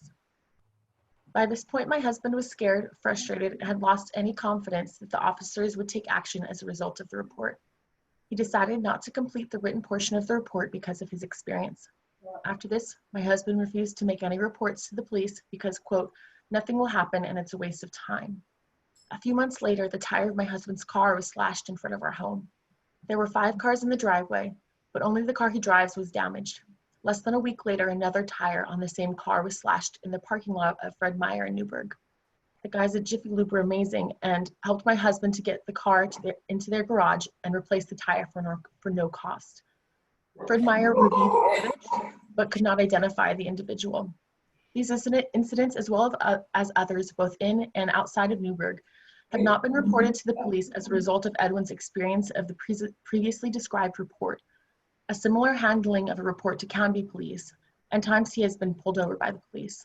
There is a stark contrast in the behavior of the officers involved when I am in the car with Edwin, as opposed to when he is pulled over alone. He does not feel safe and does not trust police to keep him safe. I'm here today to deliver this statement in order to call attention to the fact that the NDPD is not immune from the discrimination and racism we see in police departments across America and needs to actively address the discrimination against people of color in our city. I believe it is important that City Council is aware of the problem so it may provide guidance and oversight to the NDPD as it takes a hard look at itself as an organization. Thank you. This lady has 1 more minute to go. Okay. First off, Elizabeth, thank you very much for your comment. And anybody who, if your speaker's not muted, please, if you could do so, that would be great. All right. Anyone else, Sue, on the line? Yes, looks like the next one is Kristen Stoller. So again, give me a minute to unmute her and then bring up the timer. And I just had her, where was she? Hang on a second, sorry. Okay. We do have 50 participants tonight, so you got an idea of the number of people that are paying attention to your meeting. All right. Yeah, you know. She needs to come in if they have 50 people. Okay, again, anybody whose audio is not muted, please do so at this point, because we can hear you, and you may not want us to hear you at this point. So, Oh, sorry about that. There we That go. would be Sue. Okay. Can you Hello. hear me? Okay, here's Greetings, Kristen. Kristen. Hello, can you hear me? We can. Okay, great. Thank you, first of all, for the suggestions brought up in the city manager updates from Dan. I love the ideas of not choosing sides as we move forward for growth in our city, but choosing to work together to move forward. Specifically for mentioning the duty to intercede policy review. But personally, it doesn't feel quite right just relying on a department or institution to tell us what they do without the ability to have a citizen review committee in place. It doesn't feel as transparent as it sounds like the way we want the city to move forward. So I'm here to suggest that the City Council formally considers a citizen review committee for the Newberg-Dundee Police Department to help improve police accountability, to promote higher standards of police service, and to increase public confidence. We, myself, and many others in this community deeply respect the police department here. And this suggestion does not come out of anger or accusation, but forward thinking and forward moving for those people of color and others who could have an improved experience with our police department. The majority of other public service institutions, including and not limited to teachers, nurses, and doctors, are also reviewed by an outside board. So this idea is not crazy or out there. In fact, it's in place for many institutions locally. The Citizen Review Committee for the Newberg-Dundee Police Department would to help improve accountability and promote those higher standards. Not saying that they don't already exist, but they could also increase our public confidence.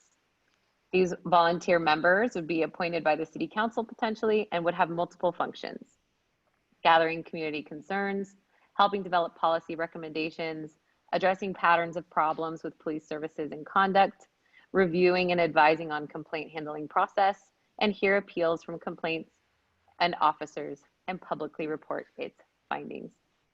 While it's important to talk about the success of our current police department's efforts to improve their diversity, equity, and inclusion, and also their hiring practices and their deeper understanding of what it means to be a human and interact with our humans in our community, I think we need to go even further together.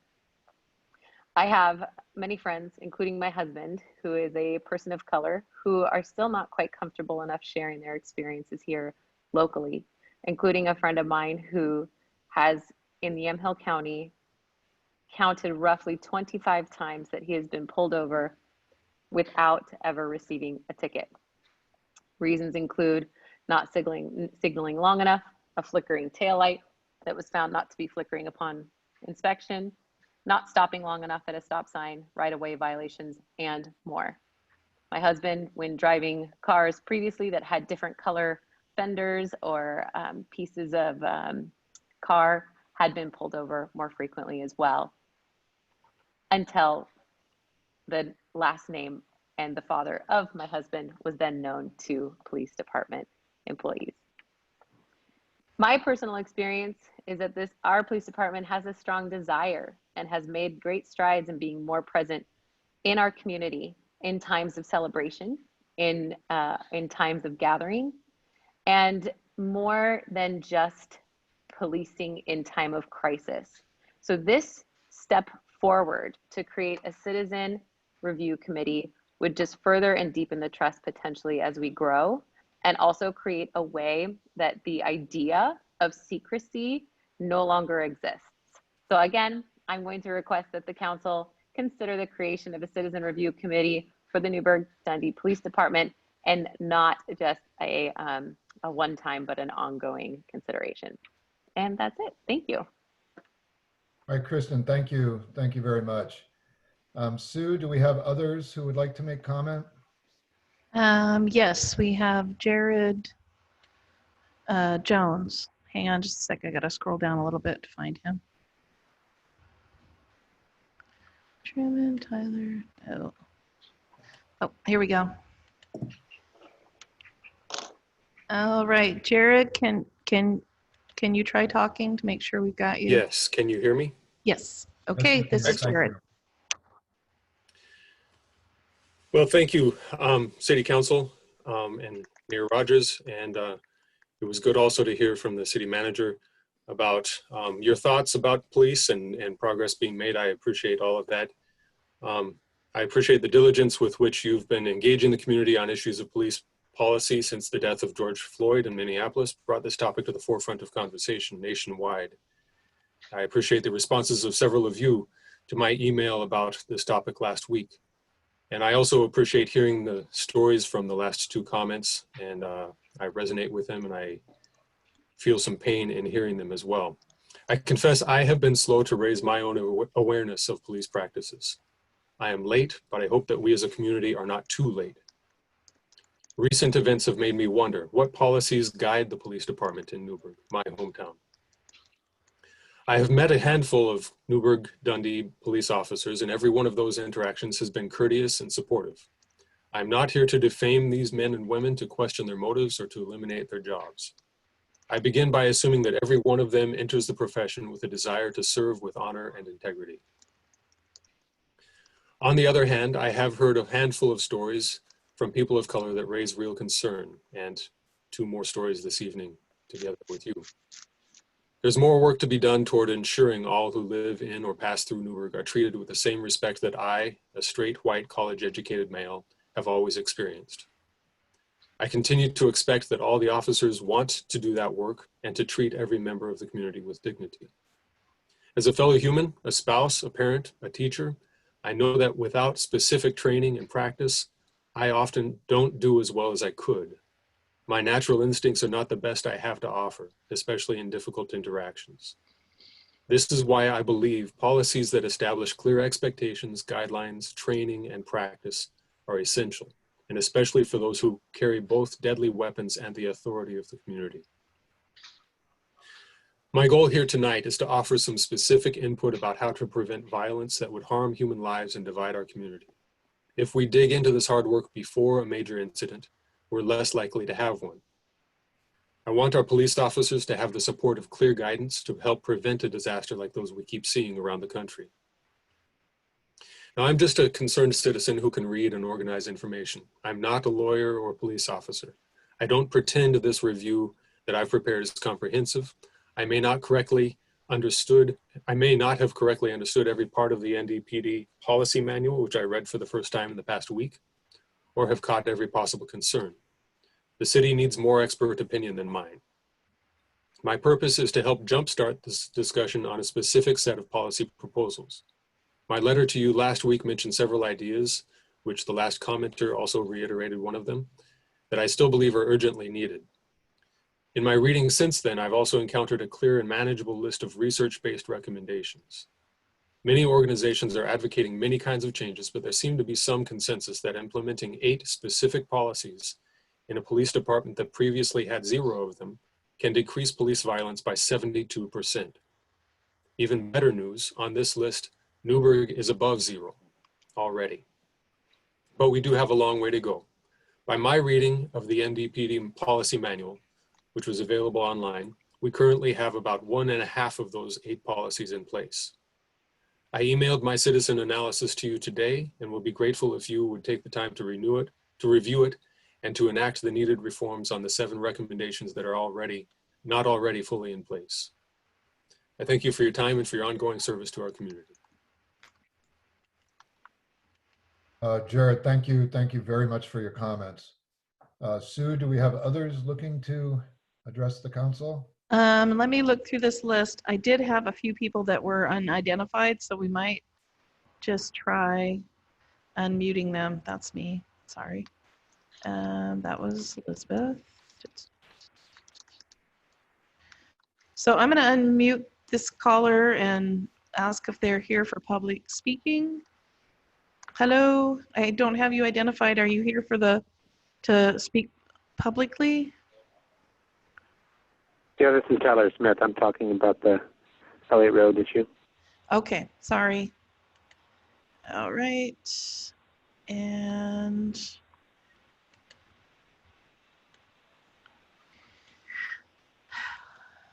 Sorry, there's 15 million screens here. Oh, Well, no. not 15 million, that's a slight exaggeration. You want me to call for any other public comment on open public comment, not addressing a particular agenda item? No, I think I had an Ingrid Moriarty, but I'm not seeing her on the line. So you had some written public comments that were sent to you. Kim Steffen, Ken and Linda Woodward submitted a public comment on the water credit. And then today I updated the agenda with a written public comment from David James on support for the school resource officer program, and then Esther Frank on support for the police department. So that's the sum total of what I received and you have received as of about 3 o'clock this afternoon. I updated the packet again. Right. Okay. All right. Well, thank you to everyone who has submitted comment, either, over the phone and video tonight, to Elizabeth and Kristen and Jared, and those who have submitted comments as well. I hope, as City Manager Weinheimer stated at the beginning, we do want to have these conversations. We'd encourage you to please be a part of the conversations as we move forward. And that's an open invitation to you all. So hopefully we will be back with more information on that as we go on. All right. Unless there is anyone else out there looking to make a general public comment, I'm going to close public comment at this point. I'll give you, all right.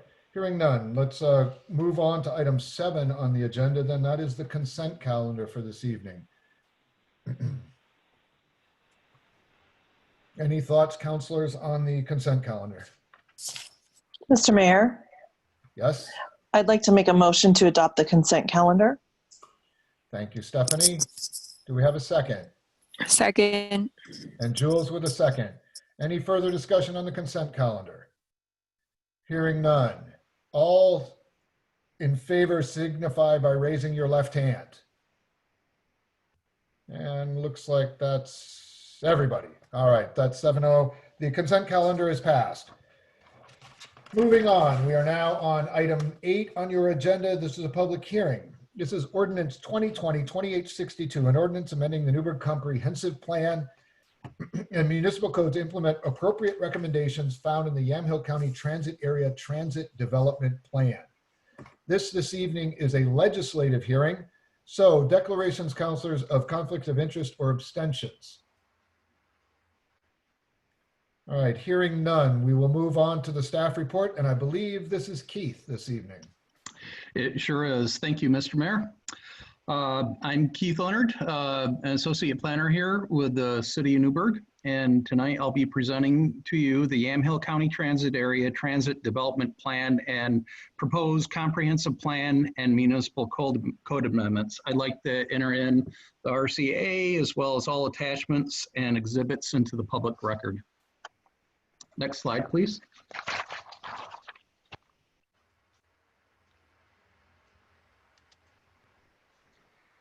Just a little bit of background here. So Yamhill County Transit Authority started to work on this way back in February 2017. Newberg participated as a member of the advisory committee. And then on October 2nd, 2018, the Yamhill, or the advisory committee recommended approval of the transit development plan to the Yamhill County Board of Commissioners. On October 18th, 2018, the Yamhill County Board of Commissioners approved the transit development plan, and February 19th, 2019, the City Council passed Resolution 2019-3534, which directed staff to initiate these comprehensive plan and municipal code amendments.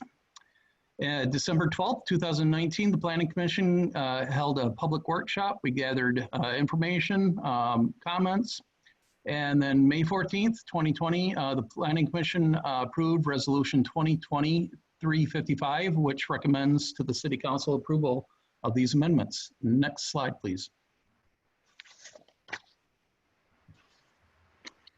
So the first comprehensive plan text amendment took one of our existing goals to establish cooperative agreements to address transportation-based planning, development, and operation and maintenance We had policy A5, which sort of addressed transit dependent populations. The proposal is to replace that one with A8, which more effectively covers the transit dependent populations, the folks that may not have access to a car and this sort of thing. So next slide, please. Along with that, we determined that we would need some new goals. So we've added 3 goals. The first one is utilize the Yamhill County Transit Authority Transit Development Plan as a guidance document. There's 5 policies attached to that. So when we get development applications in, that require us to look back at our comprehensive planner, these are the sort of goals that we're going to see if they are appropriate. So we do have 5 policies for that one. Another goal, 14, coordinate with the Yamhill County Transit Area, another 5 policies. And goal 15, implement transit supportive improvements. And again, another 5 policies that are associated with that. Next slide, please. Onto the code amendments. So this code amendment, I'm not going to read all the way through this. What it does is try to establish better connections. If you have a cul-de-sac that doesn't make it all the way out to the street, then this might have the ability to make a shorter distance to a street, basically providing more connectivity for folks. We will still utilize our public walkways standards, which are already established in section 15.505.030S. Next slide, please. And this one. So at this point, we don't have any caps on parking. Somebody could propose as many parking spaces as they would like. The intention here is to encourage the use of public transit. It's better for the environment not to have as much impervious surface. And then for parking management, mostly in denser urban areas, these maximum off-street parking requirements actually encourage the use of transit. Next slide. So a parking cap, consider a policy consideration. So at this point, this would apply all across the commercial zoning districts. It may be more appropriate to have sites that are adjacent to transit stops or transit routes where we utilize the parking cap, or somebody could utilize the parking cap. The proposed text amendment could have some sort of distancing requirement, something like 500 feet close to or within 500 feet of a transit stop or a transit route. There are things we could do to make it more site specific. Next slide, please. So here are these caps. So the first one looks at uses or sites that have frontage on streets and are adjacent to on-street parking. So the maximum cap, we would look at our parking requirements for a given use, and then this would be multiplied by a factor of 1.2 if it did have frontage on a street and there were on-street parking spaces adjacent to that area. The next one is 1.5 spaces, and this would be for fronting on no streets and no adjacent on-street parking. And then the third option would allow an applicant to provide a parking study that would provide support to why they need so many parking spaces. So, next slide, please. So this amendment is to 15.440.100. What we are recommending is we remove the terms transit transfer station and replace this with transit centers. Our current requirement for bicycle parking is 1 bicycle parking space for every 20 spaces. What we are recommending is 4 spaces or 1 per 10 vehicle spaces, whichever is greater. And then also add a couple of short-term bicycle parking spaces as well for transit stops. Next slide.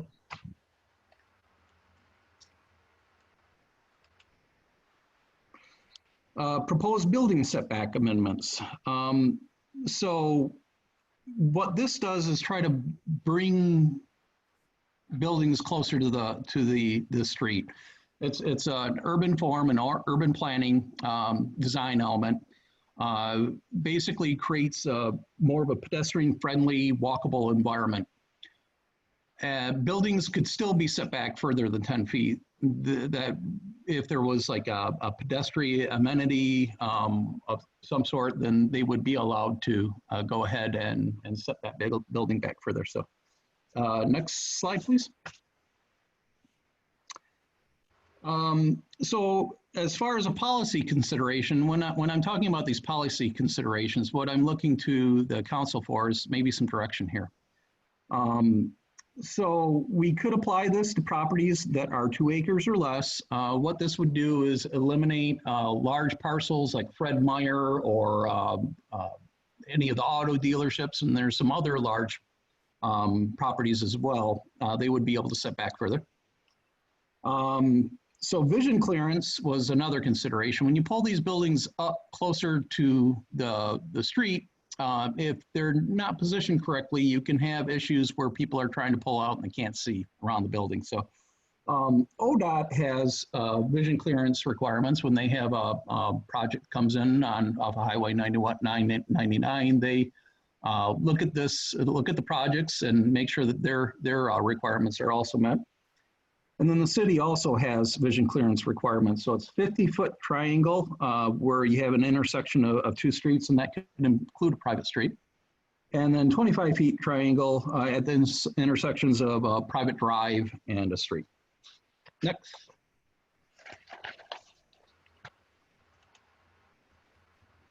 So here's the setback amendment. For the most part, it would apply to Highway 99.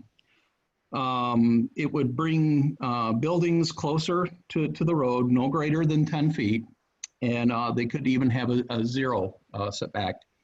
And this would be for C1. The example here is C2 that I pulled the text from. Those are zoning districts, by the way. Next slide, please. So as I mentioned, when we do any sort of map amendment or text amendment to our comprehensive plan or zoning code, we review the statewide planning goals. There are 19. 9 of those 19 planning goals we felt were met. That would include 1, 2, 6, 8, 9, and 11 through 14. We thought that 6 of 19 the state planning goals were probably not applicable, and that would be 3, 4, 5, 7, 10, and 15. And then goals 16 through 19 are applicable to the coastal areas, so we don't consider those. We did review for any conflicts with statewide planning goals, and we did not determine that there were any. Next slide, please. This is another development code requirement. This type 4 procedure that we're having here tonight, the Planning Commission held a public hearing and gathered comments, and tonight we are having the City Council conduct this public hearing. So this meets the section, this section of the Newberg Municipal Code. Next slide, please. So then we look at the comprehensive plan goals in our own plan. We have 14 planning goals. 5 of these goals we felt were met, including A, B, E, I, and K. And then 9 goals we did not feel were applicable, including C, D, F, H, J, and L through N. Again, we looked for any conflicts, and we didn't find any conflicts with our comprehensive plan goals. Next slide. And at this point, I'll pause and turn it back over to the mayor for what he does best. All right, well, thank you, Keith. All right, Sue, do we have any public testimony on this item? Mr. Mayor, I have not received any public testimony for this ordinance, nor are there any public physically present in the permit conference room. Okay, then we will close public testimony at this point. And Keith, the recommendation from staff, please. So the recommendations from staff is that the city council move to adopt ordinance number 2020-2862. And this would approve the proposed amendments to the Newberg Comprehensive Plan and Municipal Code sections 15.505.030, 15.440.010, and 15.440.100, and finally 15.410.020. And that concludes my recommendation, our staff recommendation. Okay, council, do we have questions for Keith? Well, Keith, I've got one or two, I guess. First off, I'm not sure, and I might have missed it. Two questions. First, the correlation between setbacks and transit. I'm not sure I followed that as to what the correlation is. And then also the Fair Housing Council sent a letter in May saying that parking regulations and setback regulations affect residential housing. And I just hope you might speak to those. Good if I unmute myself. Well, I don't think that this would necessarily affect residential. This would be more for the commercial properties. As far as the reasoning,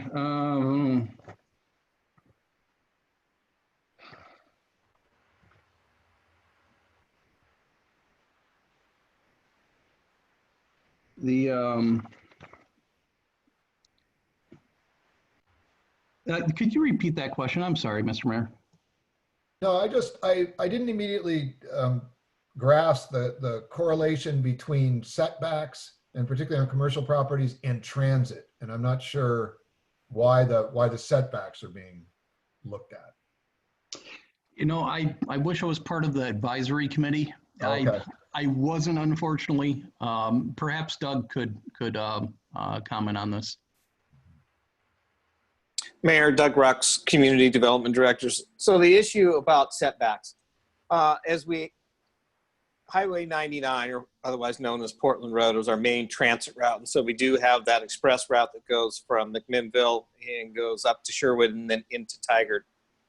And so one of the principles in the area of transit is if you pull the buildings closer to the road and you have your transit stops and people don't have to walk a substantial distance back to get into a building, it creates a better environment for people to be able and want to use the transit. So if it was raining outside, and we have a lot of rain in Oregon, Dan will get used to that, is, you know, if you're doing a shorter walk, if I get off the bus and we don't have a transit shelter itself, it's just a sign, here's the stop, but I'm going to work at a business and I only have to walk, you know, 50 feet, 100 feet, or whatever to get in the door. That's a more inviting environment for people to want to use transit. Whereas if you have a large shopping complex and you have a transit stop out front and you are in that same circumstance, but yet you've got to walk down this really long walkway to get to the front of the building, and then you have to walk across the parking field, which creates another conflict before you get into the building. So those are some of the principles behind that.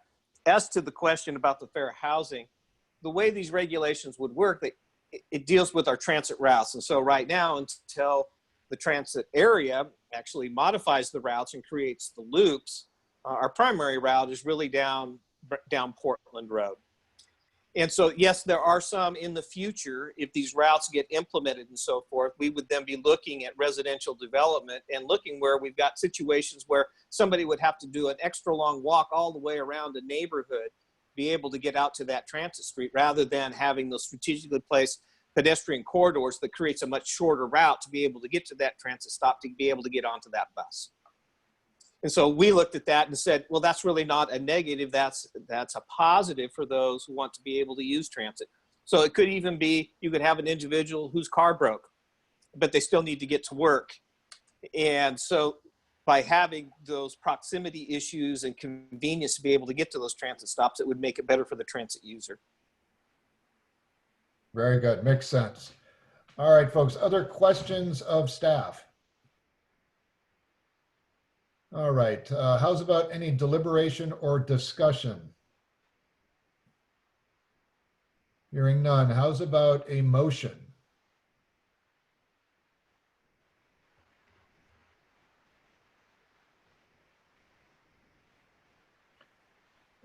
Anyone?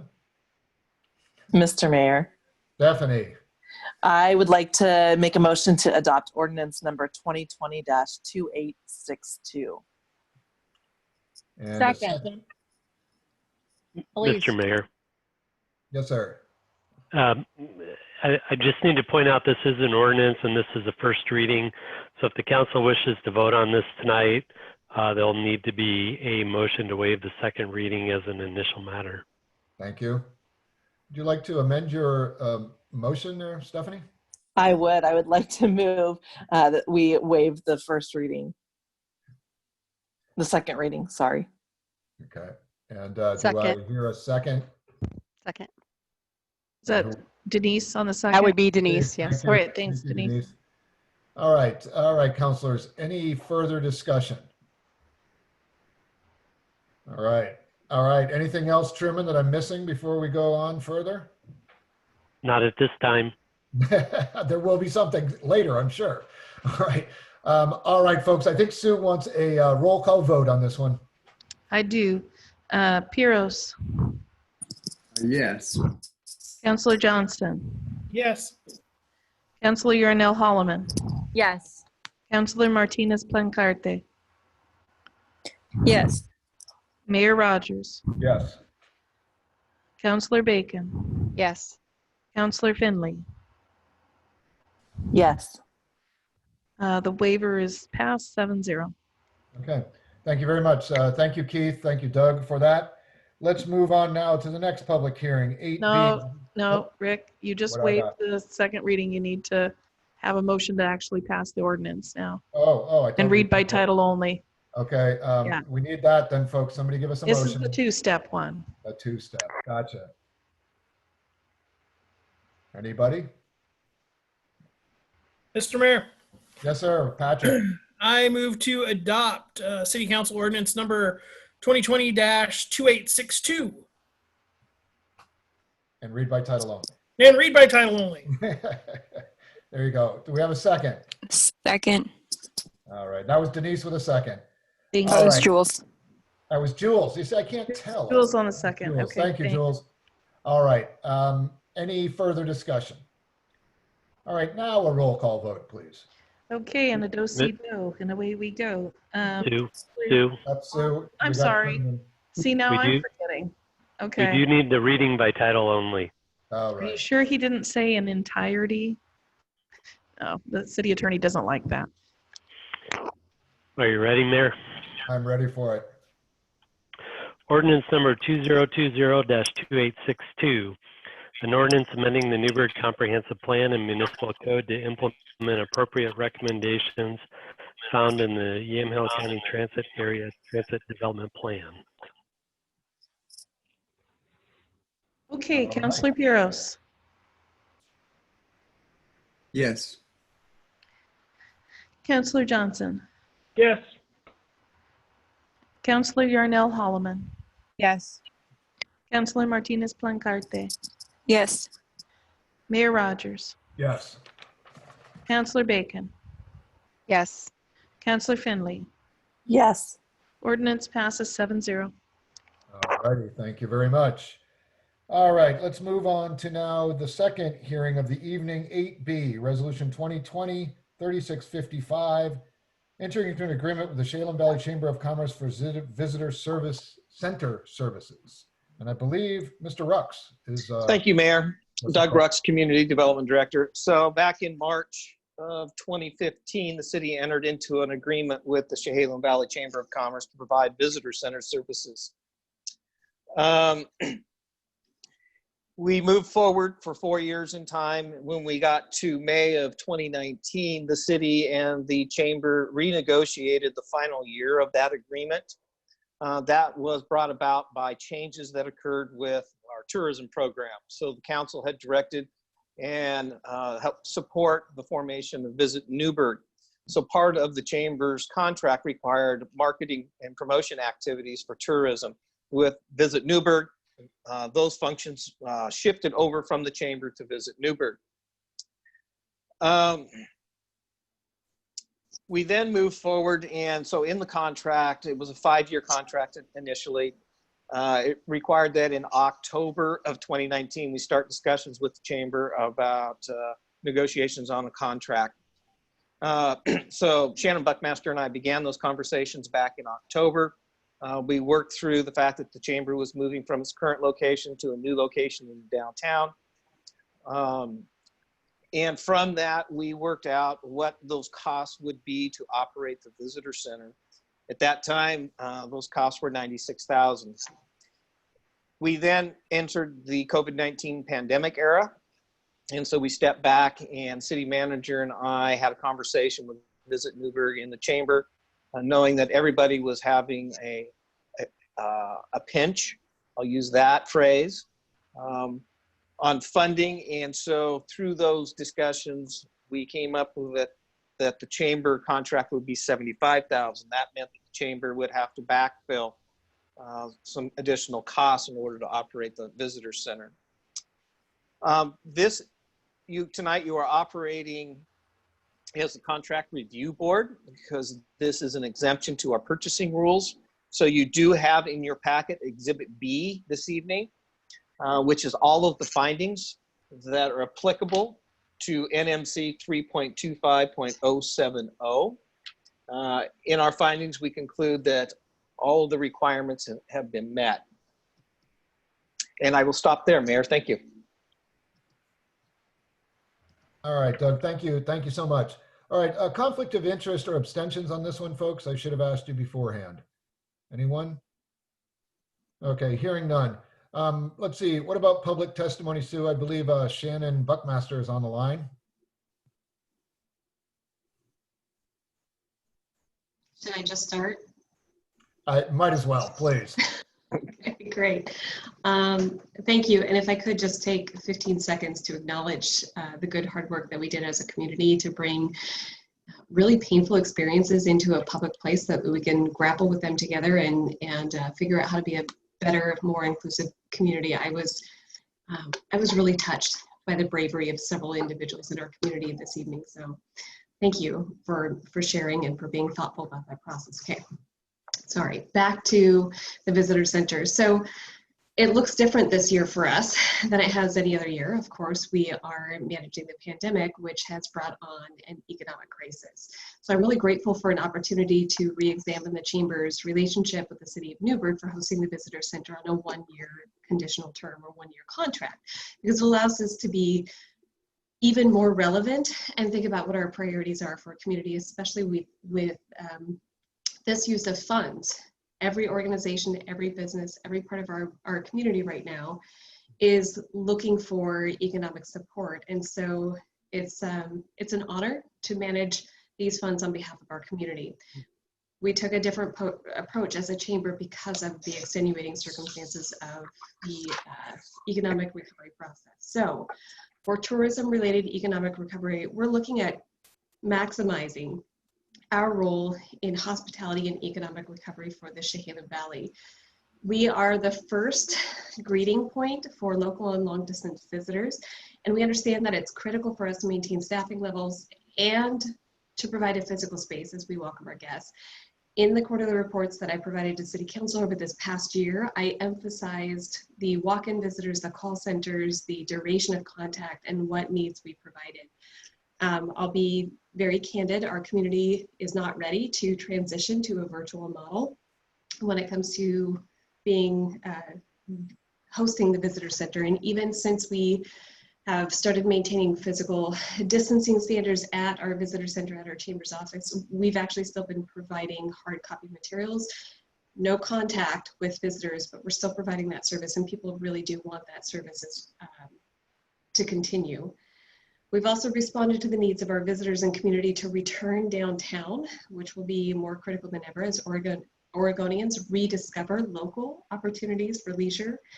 And then, of course, without a more significant statewide policy change, looking at re-entering phase 3, which could be several more months down the road, with this understanding, we're even better prepared to receive our neighbors with genuine, locally knowledgeable hospitality. And of course, all of our visitor center services are improved by our positive reputation and strong professional relationships with our local businesses, the reasons why people come to visit the Newberg area. I also would like to mention for the council's consideration that the Newberg area lacks a full-time economic development position, and Doug Rux is an amazing human being and a great asset to the city.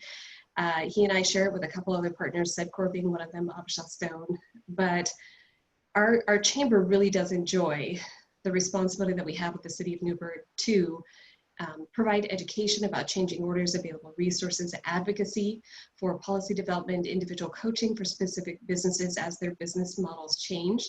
We really believe that we are the best equipped local organization to be this concept of a business resource center to help our businesses survive and recover from the economic damage of the pandemic. Certainly, we saw the priority for restaurants, alcohol venues in phase 1 of reopening Oregon. We're watching that continue to evolve so that we have a responsible approach to reopening Oregon. We want to be there to support our businesses and fiercely advocate for the safe return of economic opportunities for our tourism partners.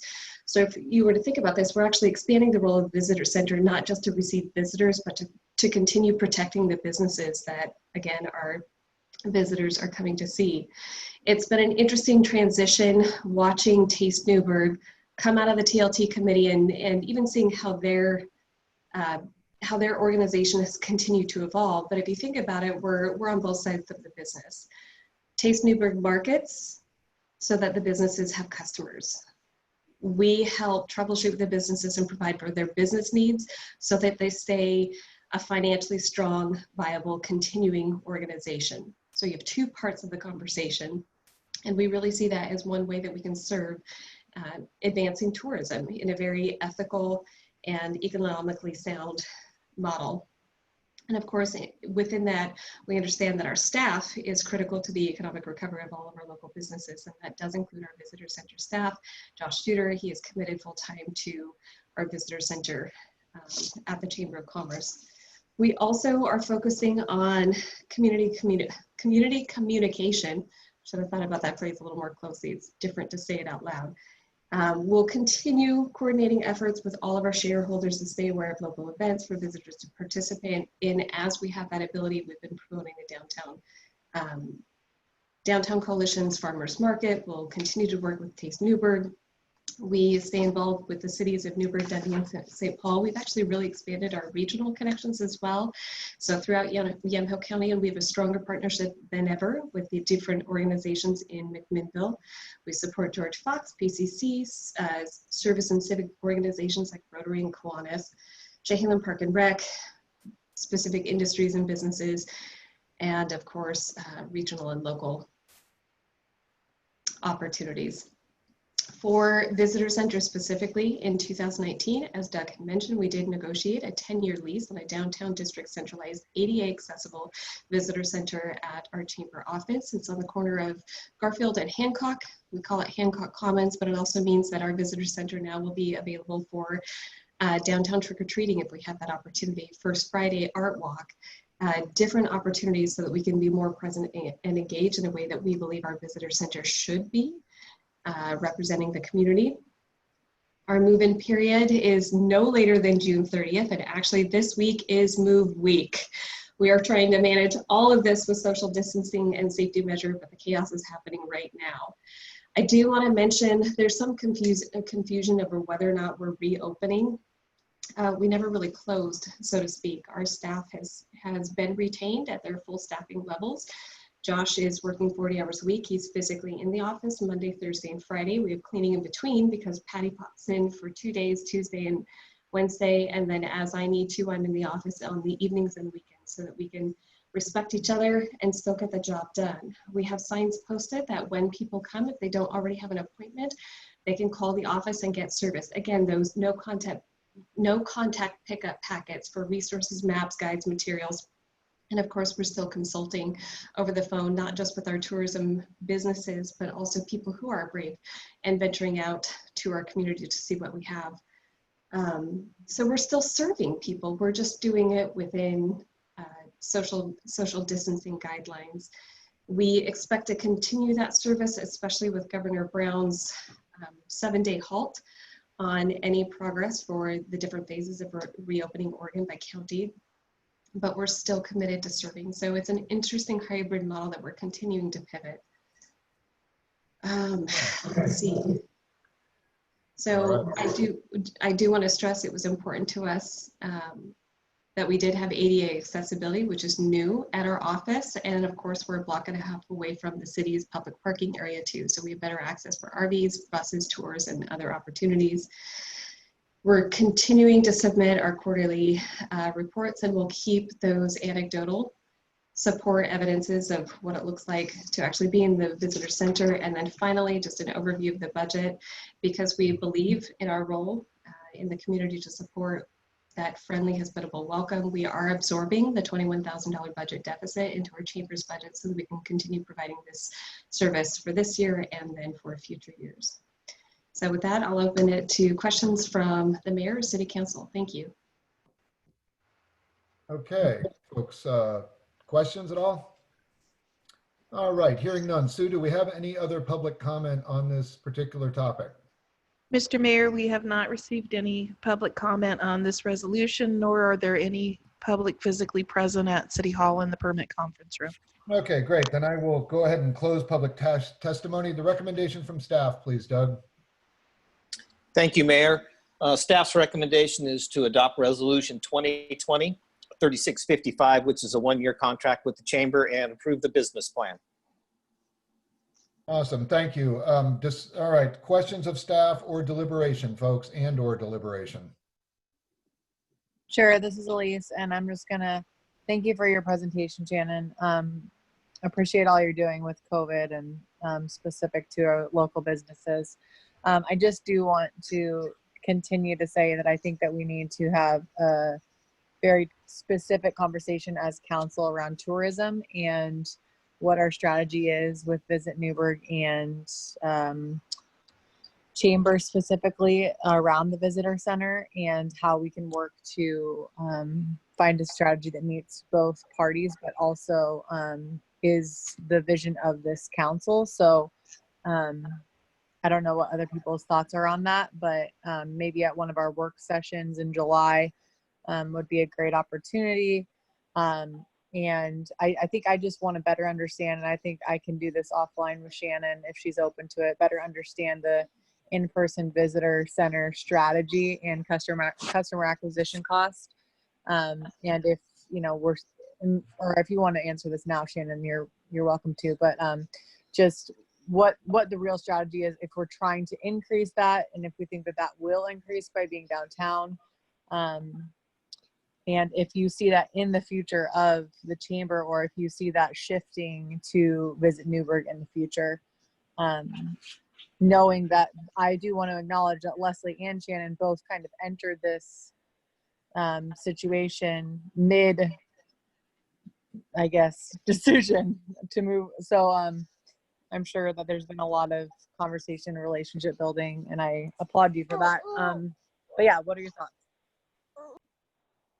Thank you, Councilor Chehalem. I would love to continue this conversation. I can say, you know, if you look just anecdotally, when we moved away from downtown, we had been located as a downtown organization as far back as our records from the 1930s and 40s in City Hall, until very recently, actually 4 years ago, when we signed a 3-year lease. Here we are, almost a year later. And we saw a significant decline in walk-in traffic. So we think it's the right direction.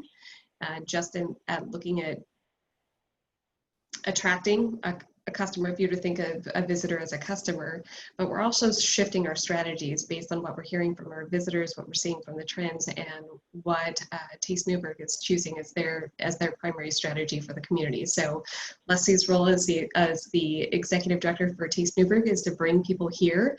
Our role is to entertain them and make them feel like family once they're here. So what the pivot is how that looks like with the pandemic. But I'm happy to continue the conversation with you, Councilor. Thank you. No, thank you. Thank you. Other questions or comments, councilors? I have one. I will be honest. A visitor center in this day and age, particularly in the day of Zoom, seems to be a way. I think it could be handled in a different way. Shannon, to be honest with you, I'm happy with a 1-year contract, but I think I agree with Elise that I think this needs further discussion, particularly in the light of Taste Newberg, the world we live in, and $95,000. So that's my 2 cents at the moment. Anyone else? Any other deliberation comment regarding this? Mayor, if I can comment, I guess I would say that I agree with the comment of having a work session and having more discussion. I guess that's an area, or this conversation is an area where council, we can provide some information, I guess, as far as the plans and things that we have in existence already, and then try to further flesh out what is the strategy. I think it's probably necessary to have that discussion before we think about where we apply the funding, though.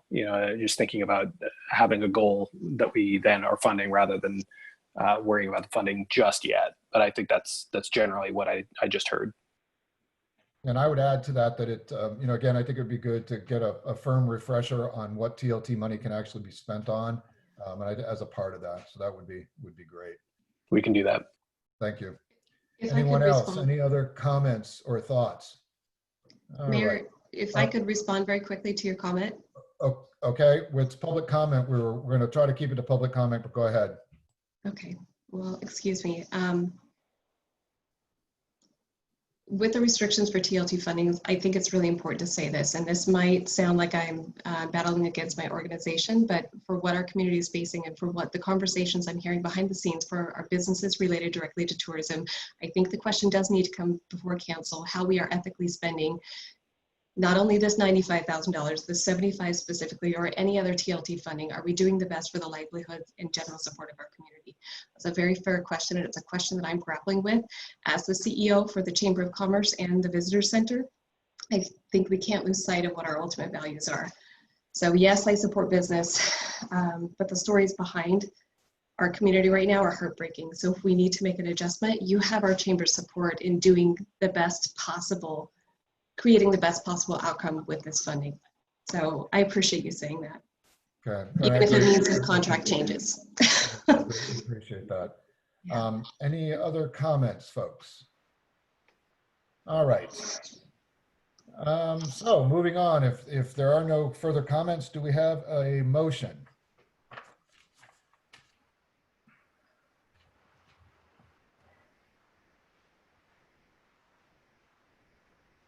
Anyone?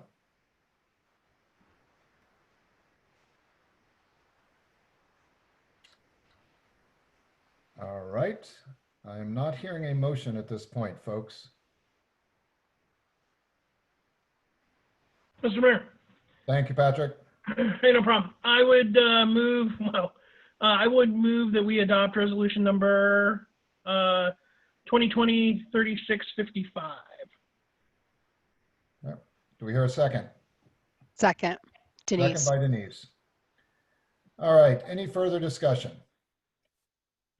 All right. On this one, we would like a roll call vote as well, Sue, correct? Yes. All right. I think we are ready when you are. Councillor Piros. Yes. Councillor Johnson. Yes. Councillor Yarnell Holloman. Yes. Councillor Martinez Blancarte. Yes. Mayor Rogers. Yes. Councillor Bacon. Yes. Councillor Finley. Yes. Mayor 7-0. Thank you very much. All right. And thank you, Shannon.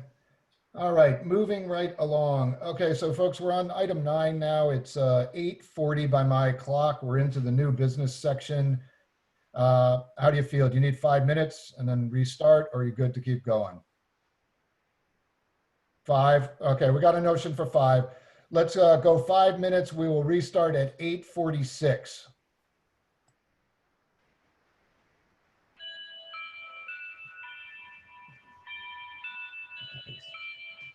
All right. Okay. Well, there is our bell. We should be ready to get back into session then, folks.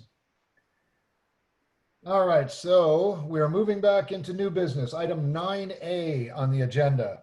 Resolution 2020-3682, a resolution initiating an amendment to the Newberg Comprehensive Plan and Map. Mr. Rux. Thank you, Mayor. Doug Rux, Community Development Director.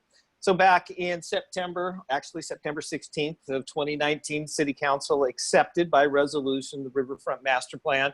Some of you may remember we got a transportation growth management grant. We spent about 1.5 years working with the community about what they would like to do with their riverfront. That area was about 460 acres in size and included the West Rock Mill site.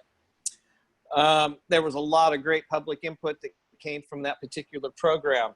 There were also recommendations embedded within that particular document. And as I've noted in your RCA, there are a variety of changes that need to be made to be able to implement that plan, including comprehensive plan changes, comprehensive plan map changes, and development code changes. In doing this, we've engaged Angelo Planning Group to assist us. They were the consultants who helped us prepare that particular plan. They are currently they are working on all of those particular elements, which is leading to your joint City Council Planning Commission work session on July 9th. In parallel with implementing the Riverfront Master Plan, our engineering department is working on updating our transportation, water, wastewater, and stormwater master plans to further implement the Riverfront Master Plan. I will stop there, Mayor. All righty, well, thank you. All right, folks, any questions of staff? Nope. Any public comment on this, Sue? Mr. Mayor, I have not received any public comment on this resolution, nor are there any public physically present at City Hall. Okay, thank you. All right, folks, any further discussion on Resolution 2020-3682? And remember, this is initiating the process. All right. Hearing none, what about a motion? Mayor, I'll make the motion. Thank you, Denise. I'd like to make a motion that we adopt Resolution 2020-3682. I second it. That sounded like Jean, right, on the second? Yes. Yeah, okay, Jean with a second. Any further discussion? All right, all in favor signify by raising your left hand. That looks like 7-0, Sue. Sounds good.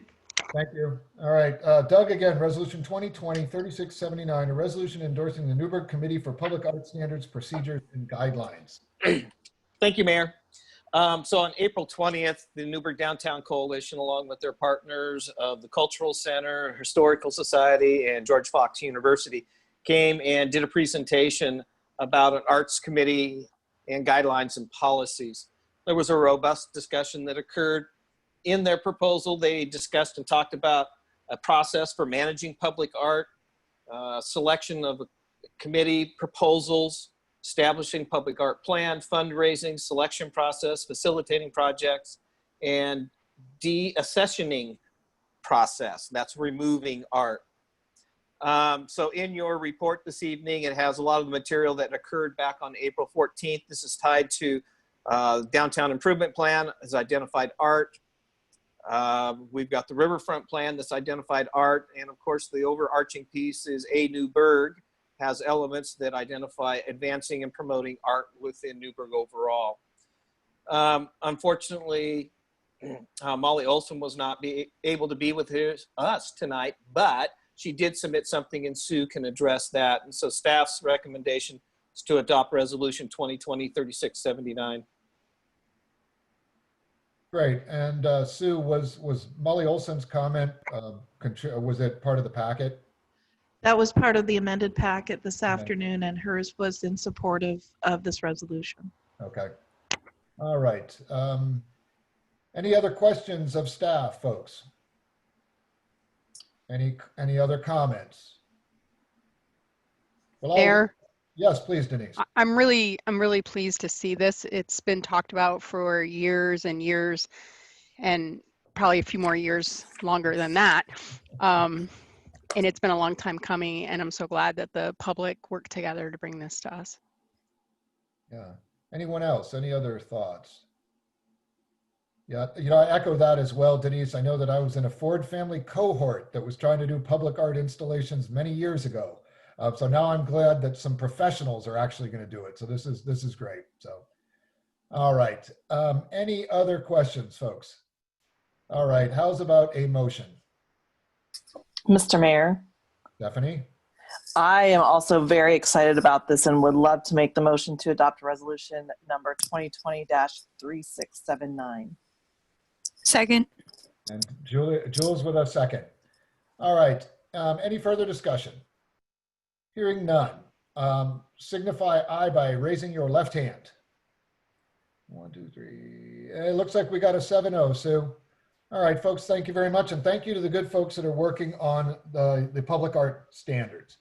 All right, next on your agenda, item 9C, resolution 2020-3681, a resolution selecting a preferred alternative and authorizing the acquisition of right-of-way and easements for the North Elliott Road sidewalks and bike lane projects.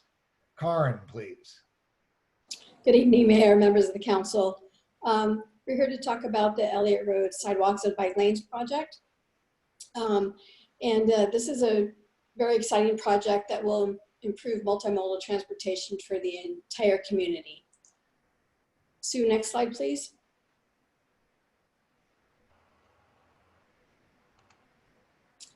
So the project is a safety and mobility project. It's designed to complete the sidewalks leading to the high school, to Maple Rush and towards the school, and to connect bike lanes from 2nd Street to the high school.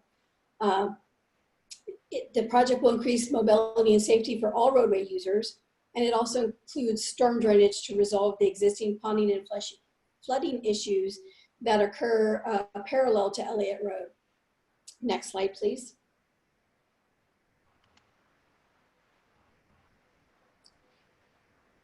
So why this project? Why now?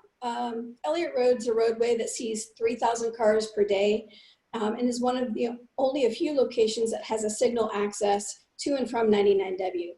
This means it's a major route, not just to the high school, but to the neighborhood in general. The road's been on the list to be improved multiple times since 1977, and for one reason or another, it hasn't happened. The construction of sidewalks and bike lanes are important all over the city to allow for citizens of all mobility levels and economic levels to travel to and from their homes, places of worship, places of employment, or just recreation. Another note is that the Oregon legislature passed the bike bill in 1971 that requires facilities for people walking and biking whenever a road, street, or highway is built or rebuilt. It applies to ODOTs, cities, and counties, and requires spending reasonable amounts of their share of the state highway fund on facilities for pedestrian and bicyclists. All of these facilities must be located within the right-of-way of public roads, streets, or highway that are open to motor vehicle traffic. Next slide, please. So some of the questions that came out of the last meeting was about how the bike lanes on Elliott Road connect up to the rest of the neighborhood.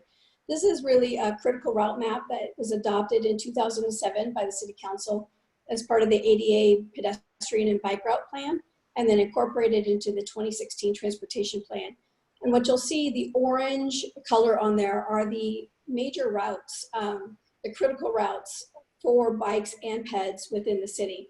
So the Elliott Road piece is an important link. It links up to Hayworth into the high school.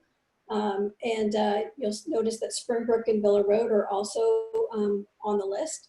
So it's part of a larger group and a larger system. We just have to do one project at a time. Next slide, please.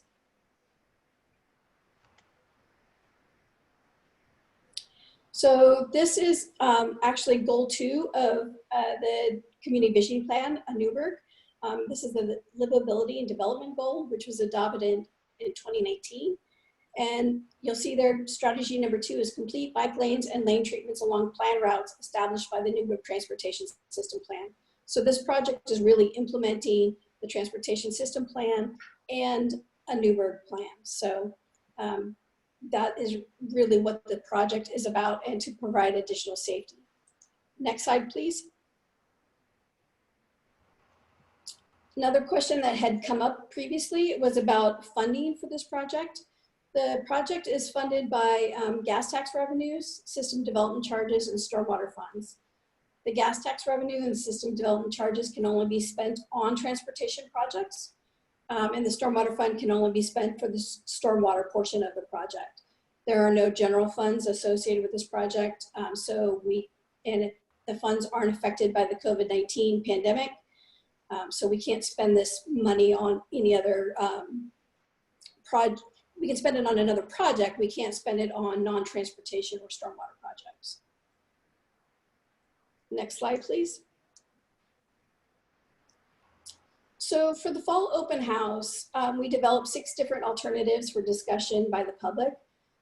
And they were based on what we had heard before, which was widely supporting sidewalks along the entire corridor, the need for traffic safety and calming, reducing speeding, addressing the variety of lane widths, bicycle facilities, saving trees, concerns about property impacts, concerns about on-street parking or the lack thereof, and the drainage problems identified by the residents. I'm not going to go over the 6 alternatives again tonight that were brought up at the last meeting. They are in your packet if you wanted to take a look at those.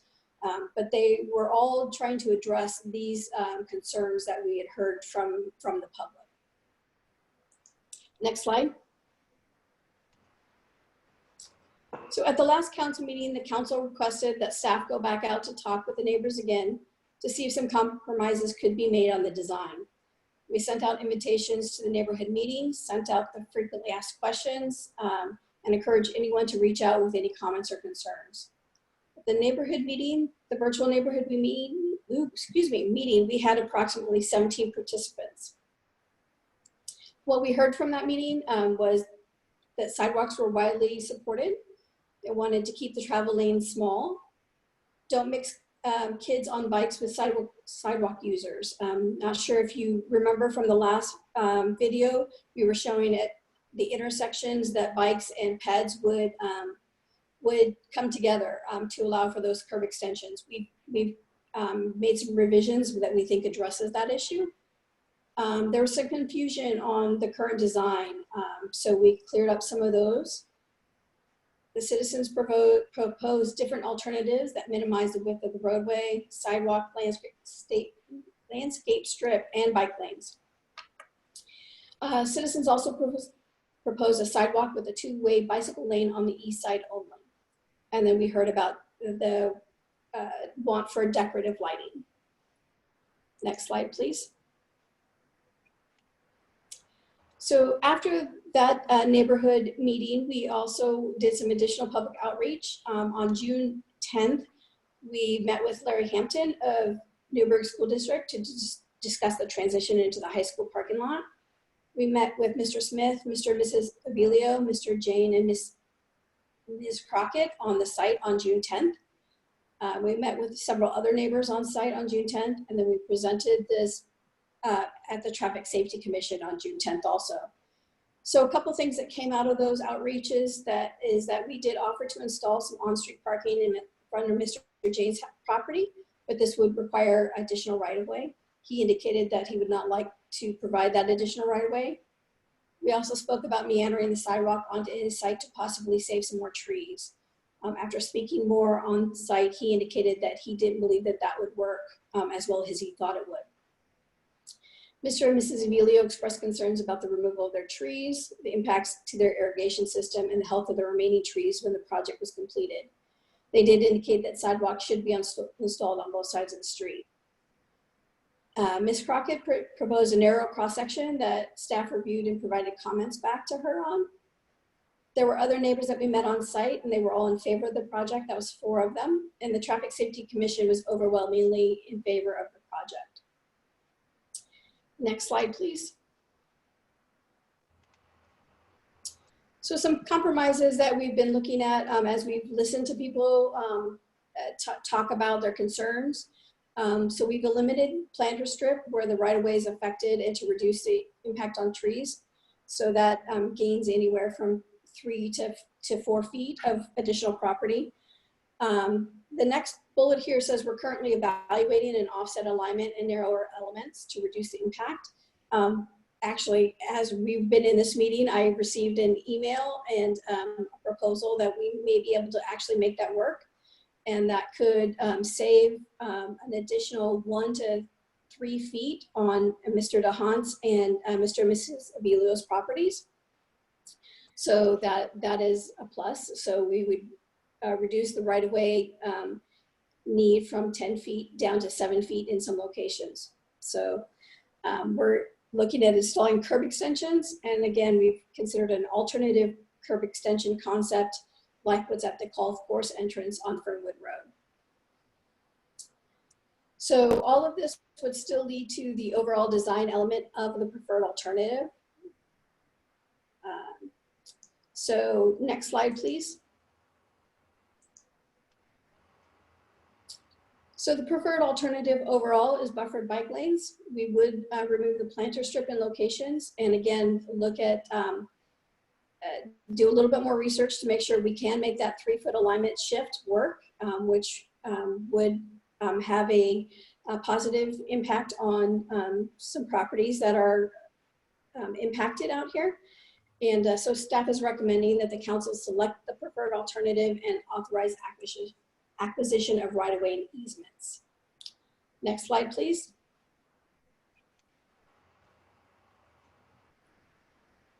There it is. Questions on the staff report? Actually, Mr. Mayor, I do have a question for Karn, if I might. Sure. So when I was commuting, I would frequently go down Winooski Street, and I would see people parked in the bike lanes on the improvement there. I was curious what, if we go with the preferred method, how are we going to handle, because we already have people parking on the street there. My concern is not having the bike lanes recessed. People are going to end up parking in them. And can you talk to me about what your feelings are about that? And I'd also be interested in what type of enforcement, if any, that we have regarding parking in the bike lanes. So enforcement would have to be addressed by the police department, obviously.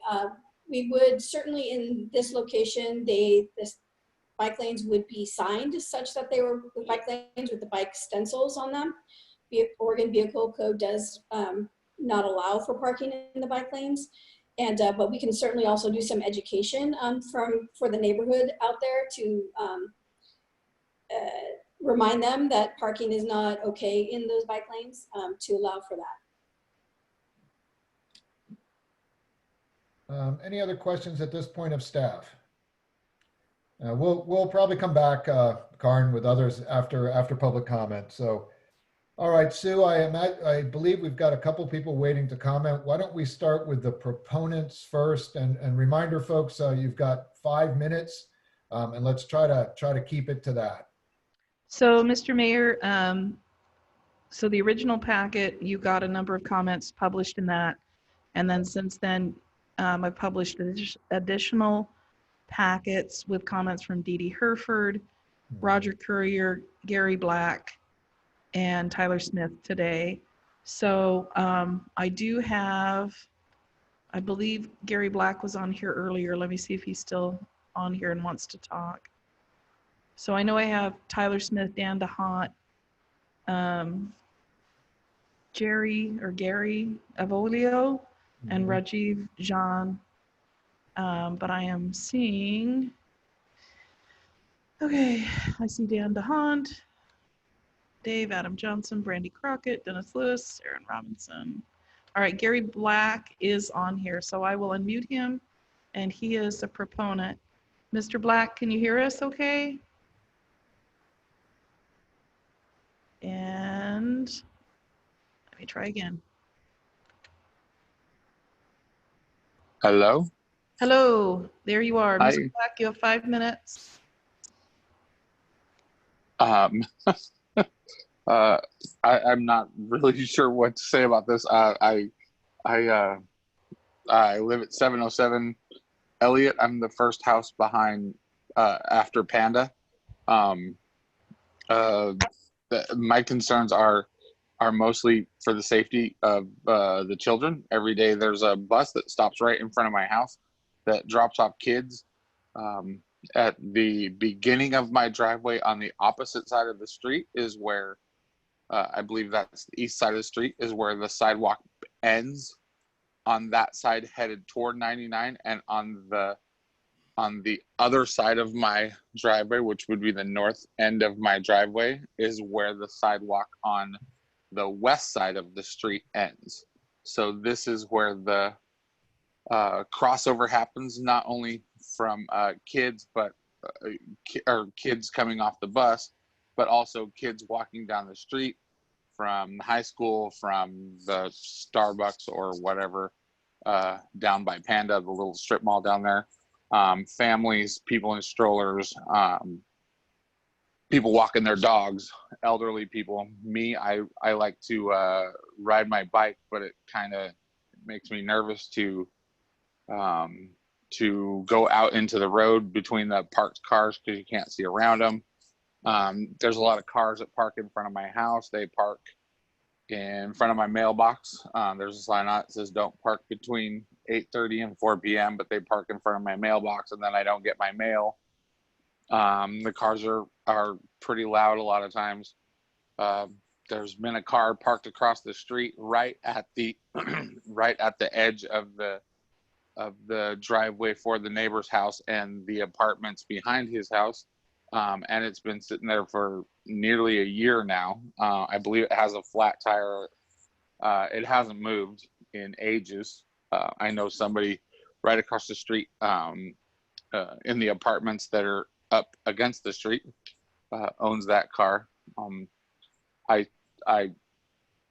think that it would be really good. This is like a major artery going from 99 to the high school. So it's traveled a lot. I think it would be really good for not only the community, but the residents on the street, the community, and the city as a whole, to put the sidewalks in and redo the street. This is, like I said, a main artery, and it would ensure the safety for the children, for the residents. It would beautify the city, make things look better, and I think bring us closer to being a better place to live, I guess.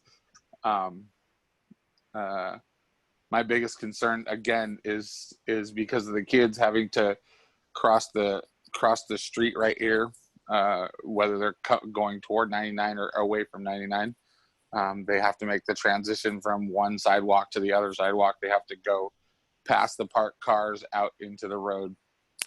Also, my wife and I, when we're leaving our driveway, a lot of times people will park really close to our driveway, so you have to pull further out into the road before you can actually see the cars, which creates a safety concern. And that's about all I got. Thank you. All right, Mr. Black, thank you. Thank you very much for your comments and for your time. Who else do we have? Sue, I think you said Tyler Smith. Yeah, so you said proponents first. That's the only proponent. So the next would be opponents. And yes, let me get Tyler unmuted here. Hang on a sec. Thank you.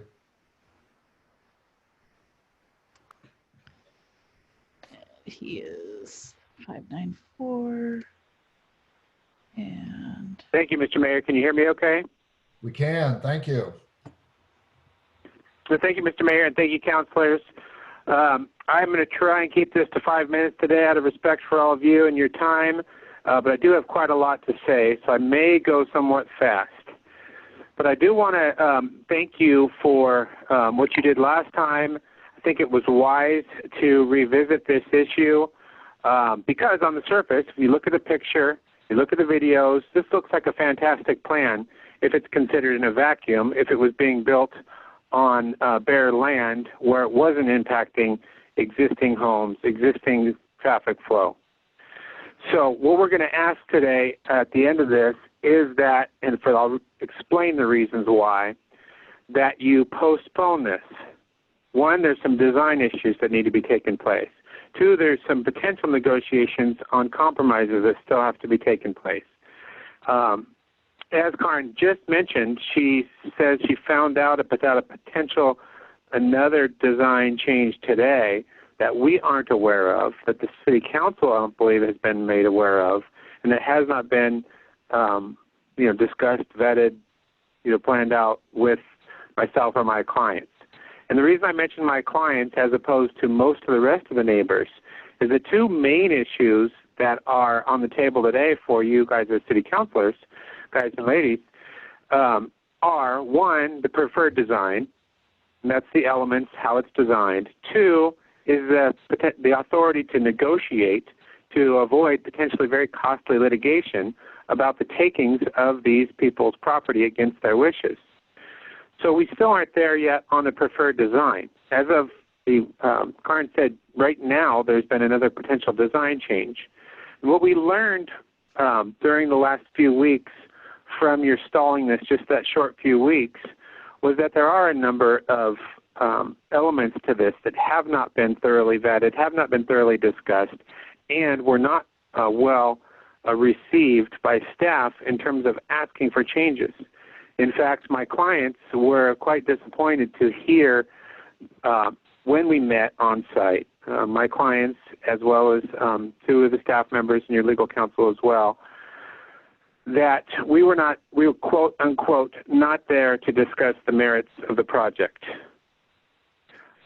which was very disappointing, particularly after the 528 virtual meeting. We were given almost very short amounts of time to discuss. We were given the opportunity for a minute or two to 3 or 4, maybe, depending on how long the answer was, to ask questions, but not really the time to discuss anything. So there hasn't really been a full ability to discuss these plans. As Karen mentioned, I've mentioned the third time now, she's just finding about things today. But I want to mention a few of the things that have not been thoroughly discussed, conceived, or justifying this. First is mentioned that it was for safety. Well, this isn't. There's no evidence that this is an unsafe road.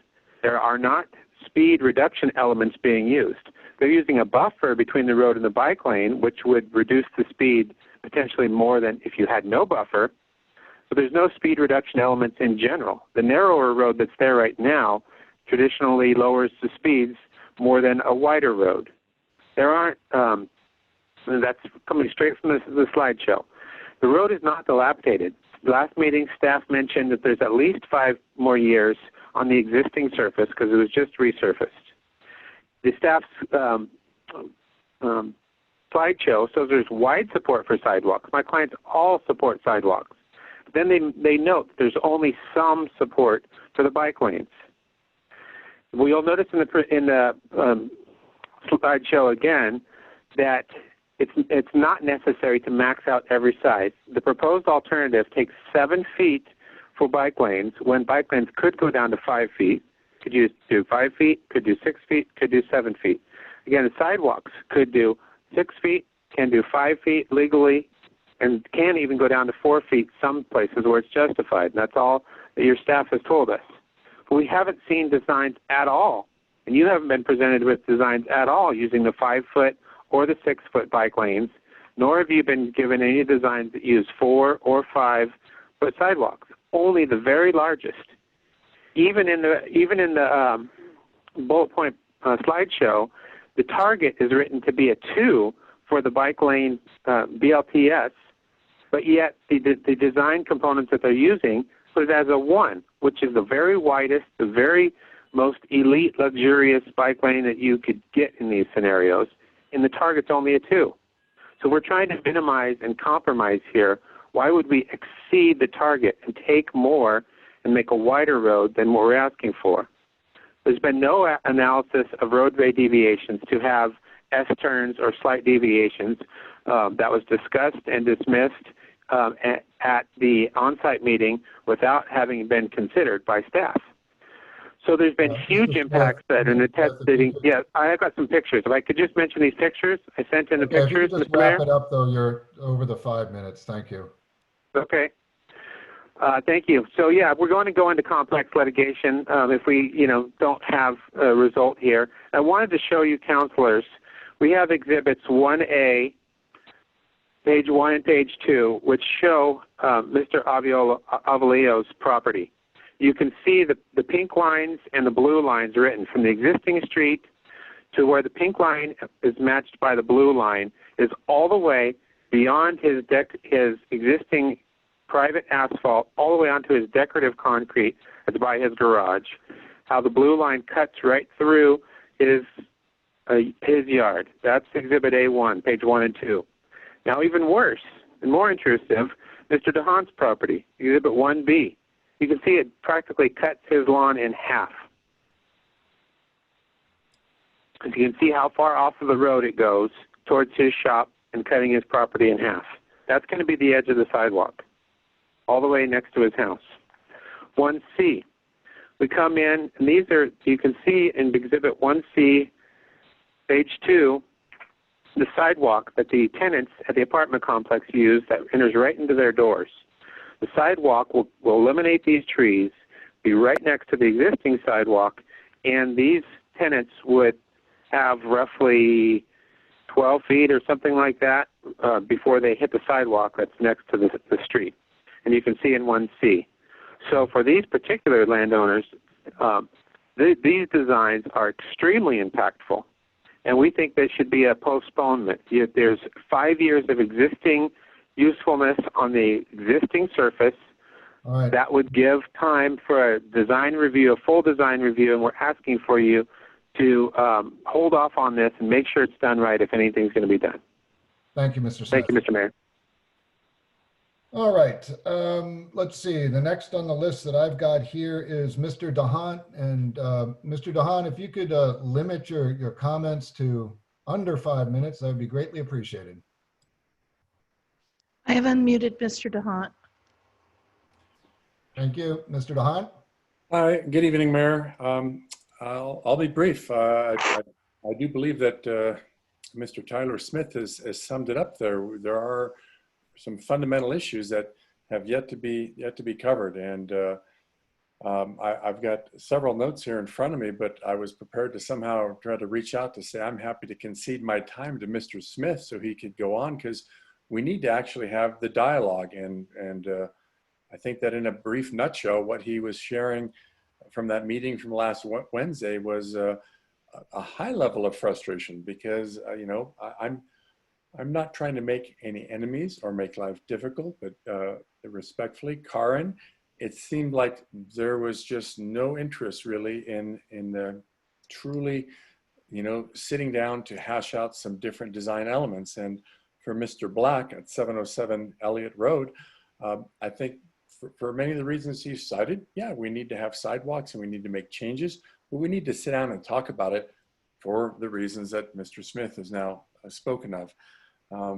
And again, in an effort to be brief here, I'm just going to skip a number of the points that I have, other than to say that Roger Courier was kind enough to send in a letter. I spoke with him on Friday, and paragraphs 4 and 5, he talks about that if this was being done differently with like a local improvement district, that you would be reaching out to the residents to see how many people really wanted to do this. That's already been done by virtue of a petition that's been submitted.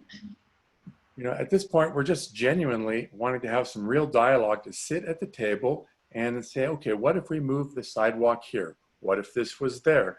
Again, Mr. Tyler Smith, in a far more articulate fashion, was attempting to convey this, but of course, he's limited to 5 minutes. So we've truly made minimal progress. We've moved 1 inch over this last month. I'm very grateful for the fact that Council and yourself, Mayor, suggested that we take that direction. But unfortunately, that Zoom meeting that followed a couple weeks later, it was preoccupied primarily with presentation from Karen about these design elements. So I'm not sure what further to say.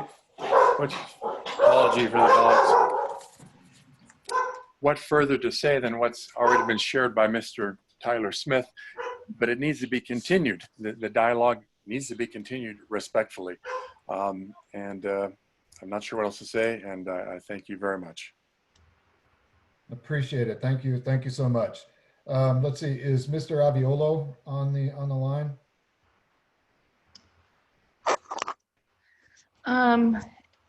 If he is, he's not identified as Aviolo. I have the City Hall phone and I have Mr. Smith's phone. Okay. And then I'm not seeing him listed here in the attendees. And nor am I seeing Rajiv Jan unless he's listed under another name. So I would say no, they're not physically present either to testify. Okay. All right. Well then, and we did get written comment, as you mentioned, from Roger Courier. So, all right then, staff, what is your recommendation, Karen? Sorry, I had to unmute myself there. Mayor, staff's recommendation is to choose the preferred alternative. One thing to know, we're still at conceptual design. There are still a lot of details that will be worked out through the design process, through the fall, through the summer and fall. And there will be additional opportunities for public comment and concerns and questions. So staff would still recommend moving forward with the preferred alternative and authorization to acquire right of way. Again, we will be working with the property owners to reduce the impacts as much as we possibly can and still provide a safe route for all users out here. We did, again, have an email from Mr. Black, and then there were other comments, Roy Gathercole, Merrill Kunkel, and others who provided comment also in favor of the project. So that would be your staff's recommendation. Thank you. Questions for staff, folks? Mr. Mayor. Yes, please, Patrick. Truman, were you able to meet or discuss the project with Mr. DeHaan's attorney? It was as Karen described and Mr. Smith described. It was a group meeting out on site, and we looked at the 3 different properties. So it wasn't an individual one-on-one sit down, but it was a group meeting where we took measurements and looked at the impact on the property. And follow up, if I might, Mr. Mayor. You know, we have pretty much been threatened with litigation this evening. I was curious what your thoughts are about that litigation and if you feel we need more negotiation to avoid that. Well, thank you, Councilor Johnson. So what the resolution that's before you tonight has a couple components. I think Mr. Smith was correct. One is a preferred design element on the road, but then the second component is authorizing staff to acquire right-of-way, which would be done through a process of surveying, getting accurate legal descriptions of the property that would be needed for that right-of-way, having it appraised, making offers to pay compensation based on the appraisal, and only if the parties cannot agree on that compensation would it end up in court in an eminent domain process. But if it were, the only issue before the court is the amount of compensation and what's just compensation for that. So I'm not sure what other litigation Mr. Smith may be referring to, but that's not overly complex litigation. It's really oftentimes comes down to a battle of appraisers on the view of the value of the property to be taken. But other than that, it's relatively straightforward. Folks, a reminder to those who are on chat or are otherwise sending messages, please, let's maintain decorum, please, and let's be respectful of staff if we could. Thank you. Other questions of staff, folks? Yep. Yes, please. Who is this? I'm not sure who that was. So, all right, I've got a couple. I apologize, Mayor. I guess that was me interrupting. And you know, there is one solution that would be $0 for the city, and that is myself and Jerry are willing. Point, yeah. Okay. All right. Well, let's get back to the questions of staff at this point. Anybody have anything else for Karn, and I see that Tony Roos is on the call as well. All right. I've got a couple. All right. At present, sort of where the current row easements, what is the narrowest point on the road? Do we know? Well, that's one. I'll run them off and we'll try that. So the narrowest point on the road is 1.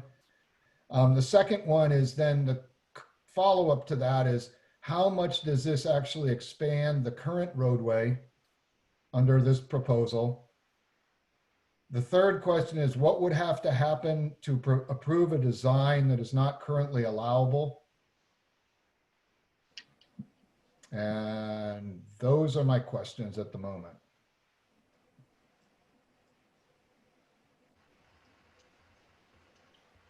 And I'll say what I'm getting at. All right. I believe and I agree that obviously, as everyone I believe understands, we need sidewalks on both sides of Elliott Road. I also happen to believe that we need a bike path on Elliott Road. And if it were me, I'd be willing to give up parking on Elliott Road for a bike path. But I'm not certain that we need 60 feet of roadway. Again, that's saying I am not a traffic engineer, obviously. But this is an area that is being improved upon. It is not being dropped down in a new subdivision. We talk about sustainability. Yes, bike paths are great for sustainability, but so is not using concrete or asphalt. So I wonder, there's a proposal at one point to have a 46-foot width, and I'd just like to know what it would take to try to get to that kind of an accommodation. So, and Mayor, you're talking about 46 feet from back of sidewalk to back of sidewalk is my assumption, is what you're talking about there? Karn, it was one of the proposals where I believe you had a bike path on one side, multimodal on one side, I believe.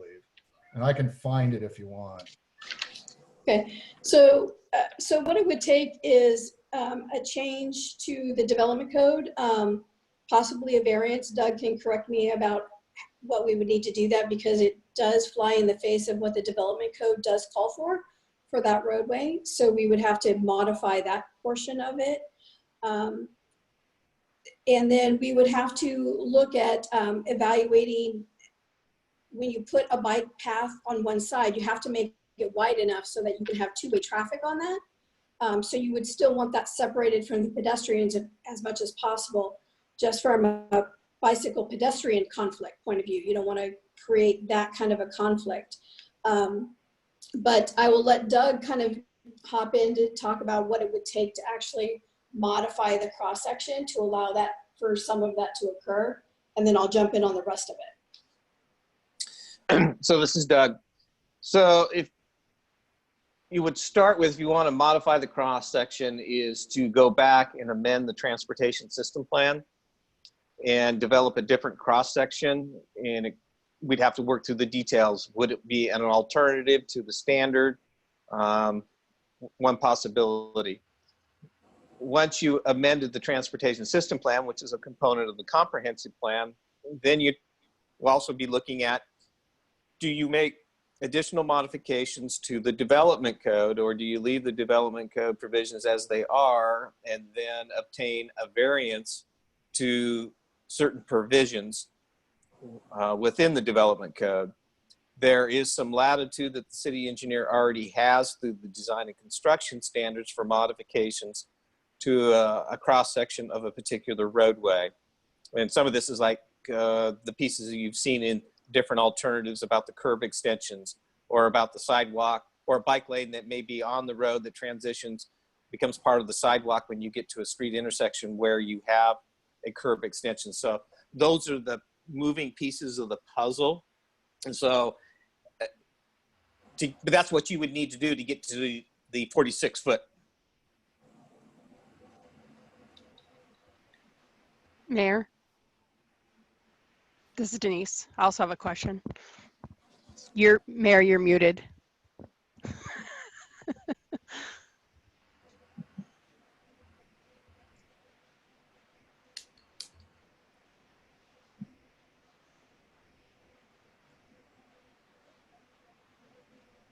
Do you want me to just talk, Yes, Mayor? please. Okay. Sorry, I'm struggling. I apologize. So I was super glad that you brought up the environmental impacts of paving the whole world over when it might not be necessary, because I stayed up half the night because that's an issue for me. And then I also had this other thought. If we're encouraging kids to bike to the high school, which we assume if we make it safer, they will bike. And believe me, I want sidewalks, I want bike paths. But then I thought to myself, if I had a child going to the high school riding a bike in amongst that parking lot with new drivers, I would kind of be more concerned about that than the current path to the school. So that might be something that the school, that's not our problem, but yet it's a problem. It's a unintended consequence, as my good friend, Counselor McKinney, used to tell us all the time. So those were my two things. And then I also have this, fear of over-engineering safety, that sometimes when we tend to do that, it takes personal responsibility away from people. And it's actually more dangerous, because if you don't teach your kid how to properly, go through crosswalks, get off your bike, you're a vehicle, it can be more dangerous. So my mom grew up in Germany. You had to take bike classes in school so you could learn. So all of this is going through my head. I'm almost afraid we're creating a more dangerous situation. But that being said, I am willing to vote yes. I don't know today, but because I do believe more work needs to be done. And if I vote no, it's only because I'm hopeful that more work will be done. All right, other comments or questions, folks? I'll clarify what I meant. Okay, so option 5 in one of the earlier discussions showed 56 feet from edge of sidewalk, I believe, to edge of sidewalk, but it included a 10-foot or 5-foot planter strip on each side. So that's where I came up with 46 at the narrowest. So on that question of the narrowness, do we know, like across from, say, Mr. DeHaant's property, how far that is to the other edge of the sidewalk currently? So currently from the right-of-way line to the back of sidewalk on the other side of the street? Is that? Yeah, or even road to road, back of road to back of row, maybe. And so the width there? Yeah. Let me pull that up unless Tony can get it pretty quickly. I'm almost there. Tony's almost there.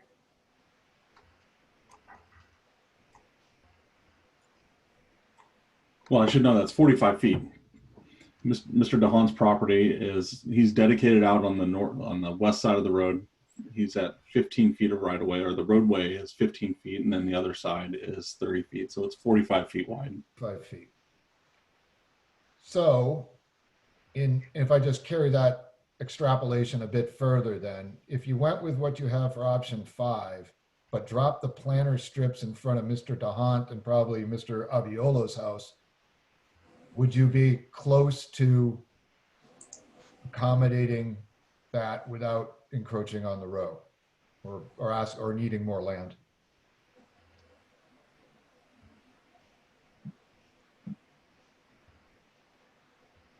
If we drop this side, it on both sides, we would still need to acquire some. And I would want us to go back and take a look and make sure that the 16-foot shared use path is really wide enough for a shared use path for bicycles going both ways and pedestrians.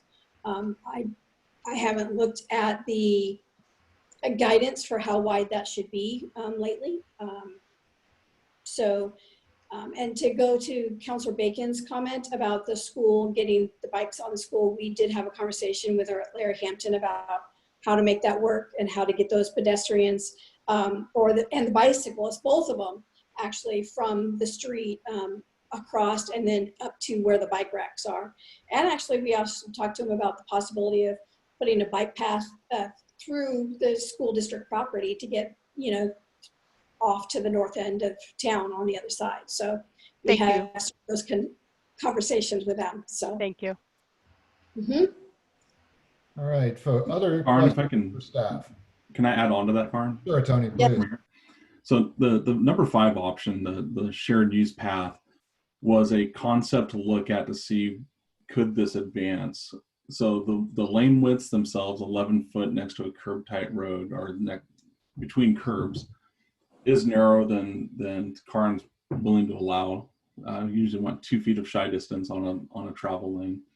And what we heard from some of the citizens is they don't want the bikes and the peds to mix together. When you think about the elderly and the handicapped and wheelchairs and the higher speed bicyclists next to the pedestrians is not a desired outcome. All right, other questions, folks? Mr. Mayor. Stephanie. I want to caution that we don't overstep our place in this when we have an engineering department that has been working really hard on this for a long time. And I also want to call attention to making sure that we're not only looking at sustainability, but our goal of DEI and making sure that we're providing transportation for our most marginalized populations. And we know that our most marginalized populations use foot, public transportation and bicycles more often than other folks. And so I just caution that, we've talked with Roy Gathercole a number of times, and I wonder what he would say about whether he would like to navigate his wheelchair down a path that's also specified for bicycles riding close to him. So I guess I want to caution around engineering something from our end that maybe doesn't actually meet the needs of the public at large. Because I do have faith that the engineering department and the planning departments have looked carefully at all of these and made some decisions around, sort of the good of all over the good of a few. All right. Any other comments, folks? Mr. Mayor, if I might. Patrick. So I'm going to take a little bit to get there, but this is my feeling on this one. So I live on a street that's stubbed out. I'm on a dead-end street. And I know the minute that property to my left annexes, my street's going to go through. So if we go and change the development code, and I also read the transportation system plan, and I know that Alexander Road's supposed to is supposed to go straight through and out and be another access into my subdivision where I live. So if we're going to turn around and change the development code to allow a shorter road here, then when that happens in front of my property, I sure hope the council is in the same mood to say, no, we're gonna, not in front of Pat's house. I have a real hard time when we have plans in place for decades, and it's a street that is turning into a route that people go instead of going Springbrook, instead of going Villa. I know I take Elliott all the time to get to my place. I snake through and go by the pool and go down Villa, especially if I want to avoid downtown or the Springbrook Road or Springbrook Road intersection.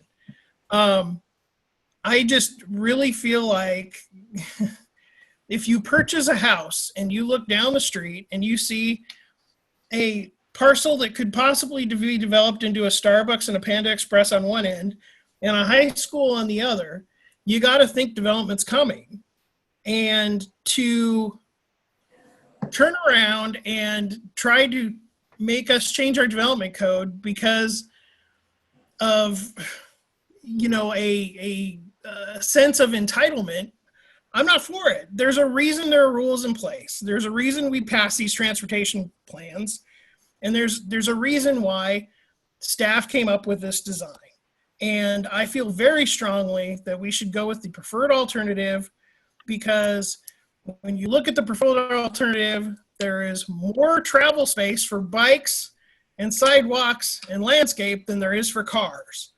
And if we want to encourage people to ride bikes and walk and have a nice route to the high school, this is the alternative one is the only alternative as far as I'm concerned. The second point I'll make is that, I've heard over and over that there aren't any bikes on this road. Well, I've never seen a bike. And what I will say is that the same could be said true for North College. I never saw a bike down there ever. And I know Denise doesn't like this project because of ODOT, but when we put the bikes in, now you can't drive down North College without seeing somebody walking or biking or out and about pushing a stroller.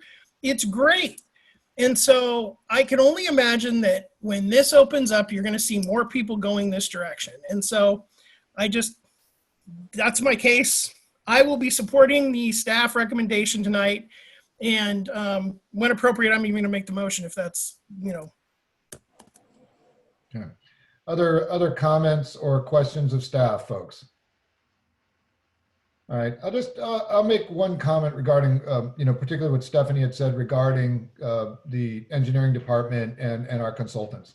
And as Patrick mentioned, with all respect, and again, as I mentioned, I am no traffic engineer, nor would I ever claim to be one. But I believe that the staff and our consultants are bound by the rules of the plans that they currently stand. So it is up to us as a council to determine whether or not there is a reason to try to make a variance for another rationale. They are bound by those plans and by those, cutouts of these roads. So this is where it comes to us, I believe, to weigh in against the standard plan if we feel that there's any reason for deviation. So that's, I guess, my take on that. But anyone else? Any other comments? Okay. What about any thoughts about allowing staff to negotiate further? We've already put it off once now. Any thoughts on that?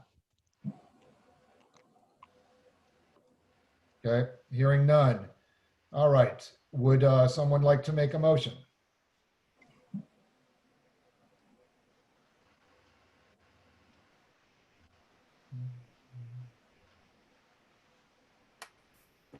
Mr. Mayor. Mr. Johnson. I would move that we approve resolution 2020-3681, a resolution selecting a preferred alternative and authorizing the acquisition of right-of-way and easements for the North Elliott Road sidewalk and bike lane project. Second. Sorry, who got the second? It's Jules. Jules, thanks, Jules. All right, any further discussion, folks? All right, Sue, do you want a roll call or is hand vote? I think roll call would be best, yeah. Roll call it is then. Counselor Piros, Yes. Counselor Johnson, Yes. Counselor Yarnell Holloman, Yes. Counselor Martinez Plancarte, Yes. Mayor Rogers, No. Counselor Bacon, No. Counselor Finley, Yes. Mayor, it's 5 yes, 2 no. Motion passes. Okay, thanks very much. Thanks to Karn and to Tony and to all the ones that were on the call. All right. Next we Mayor, are if I could, just know that we will continue to negotiate and try and come up with the best solution for all of the neighbors out there, Mr. Awesome. DeHaan, Mr. Avilio, et cetera. So the discussions don't end tonight. We will send them the information that we put together that we just got tonight and start showing where other options are that we can still work within what we've done tonight. So thank you. Thank you. And Karn, I've got to say that I think that you and Tony and everyone involved with this project have done that throughout, and I greatly appreciate it. All right, where are we now? We are now on 9D, Resolution 2020-3670, a resolution denying a request to release an access easement on the property located at 15665 Northeast Springbrook Road. And Mr. Rux. Thank you, Mayor. Doug Rux, Community Development Director. So as the mayor indicated, this is a request to release an access easement on a piece of property on Northeast Springbrook Road. So this application came to us through Jessica Kane from Kane Law Company, representing Ruth Rusing Brunsrud, who's the successor trustee for the Mary Rusing Trust. So this one has a long history, as indicated in your report. This started back in 1999. November 30th, an application was submitted to Yamhill County. We have an urban growth management agreement with Yamhill County, which required that application had to come to the city. That was brought forward. The city council reviewed that particular proposal and adopted resolution 2022-17 back in January 3rd of 2000. That was a recommendation back to Yamhill County Planning and Development Department. Subsequently, Yamhill County had a staff report that came out April 25th of 2000, and then they issued a decision letter on April 26th of 2000. On April 14th, 2001, the partition plat, and this was to create 3 separate lots off of Northeast Springbrook Road and south of Bell Road. That was recorded, and that's included in your packet. Then on October 9th, 2002, individuals associated with parcels 1 and 2 of that plat actually approached the city about adjusting the location of an easement that went east-west, and then a portion of it went north-south on parcels 1 and 2. So in the application that we received on this particular case, Ms. Kane raised 3 issues or 3 points. The first being is that the city should extinguish the access easement because the city did not have the authority under the Urban Growth Management Agreement to require access easements. What I included in your packet is in the analysis under the criteria, there's a subsection 2, which indicates that the city may recommend that the application be approved with conditions which may include but are not limited to, and then it lists out a variety of things. I can get into detail on those if you would like to. Again, then it goes on and it mentions that we did adjust an easement on parcels 1 and 2, and that occurred back in 2002. There are criteria that the council at the time had to evaluate that was brought forward by staff. And then there were issues about submittal requirements, and that's the material that had to be submitted to the city in order for city staff to prepare a report that went to council for their recommendation back to Yamhill County. I think it's important to note is that the city made no land use decision in this particular case. It was Yamhill County who made that land use decision. The second issue that was raised in this particular request is that the city should extinguish the access easement because the requirement of access easement dedications in resolution 2022-17 was a violation of land use law. Again, the report goes on and indicates that there were 3 court cases that were referenced by Ms. Kane in that particular case. And again, it was a Yamhill County land use decision. And if there were issues with the easement that was actually ended up proposed by the applicant, that needed or should have been brought up at the time with Yamhill County. The third issue was easement dedication was not required by Yamhill County as part of the conditions of approval. Again, and go back to the April 25th, 2000 staff report and the April 26th, 2000 decision. As I noted in your packet is that the city did not request an easement over parcel 3, but the applicant did propose an easement over parcel 3. There's a thing called a shadow plat that had to be submitted. When I went back through the case file, which I've shared with Ms. King, is that there were some different iterations of how a future road network might work in this 3-lot partition. In the end, again, the partition was recorded and it did grant an easement to the city over parcel 3 for a cul-de-sac. One of the pieces of information that's not in the packet, it was not in the proposal that was given to staff, but it was in conversations that Ms. Kane and I had, is the request to extinguish the easement is related to the property owner's desire to build a new home, and the home would be in the location of the easement. I think it's up around the cul-de-sac portion. If you go back to the land use case, there's also aspects of it that say you can only have one house on a parcel.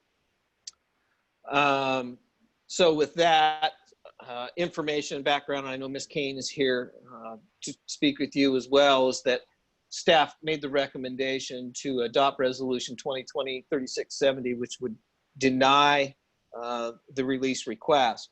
I guess I've finished with one last piece. Is Ms. Kane and I did talk about the opportunity of adjusting the location of the easement.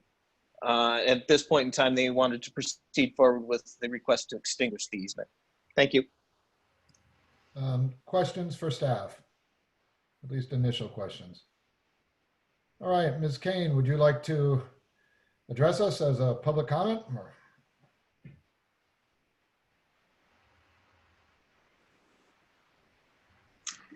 Good evening, Mayor and Council people.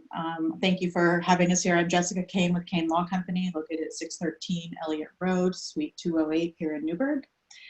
I'm not going to reiterate the arguments that I made within my application. Staff has addressed those as well. What I would know is that if you do in fact turn to the City Council Resolution 2022-17, which is on page 8, it contains the recommended conditions of approval.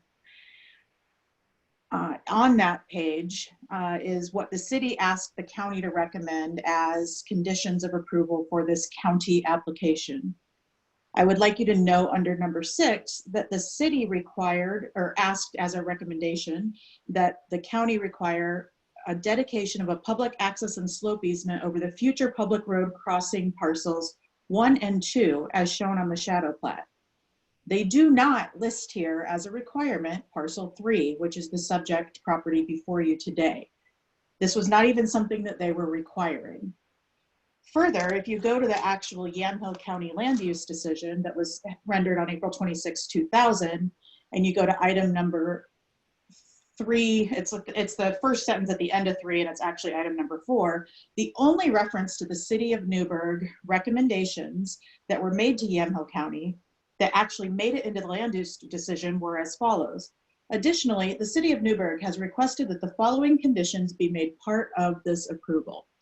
Development more intensive than one single family home per parcel shall not occur on Yamhill County Tax Lot 3209-900 prior to the incorporation into the urban growth boundary and annexation to the city. Clearly, this was a partition into 3 lots, so it was one home per parcel.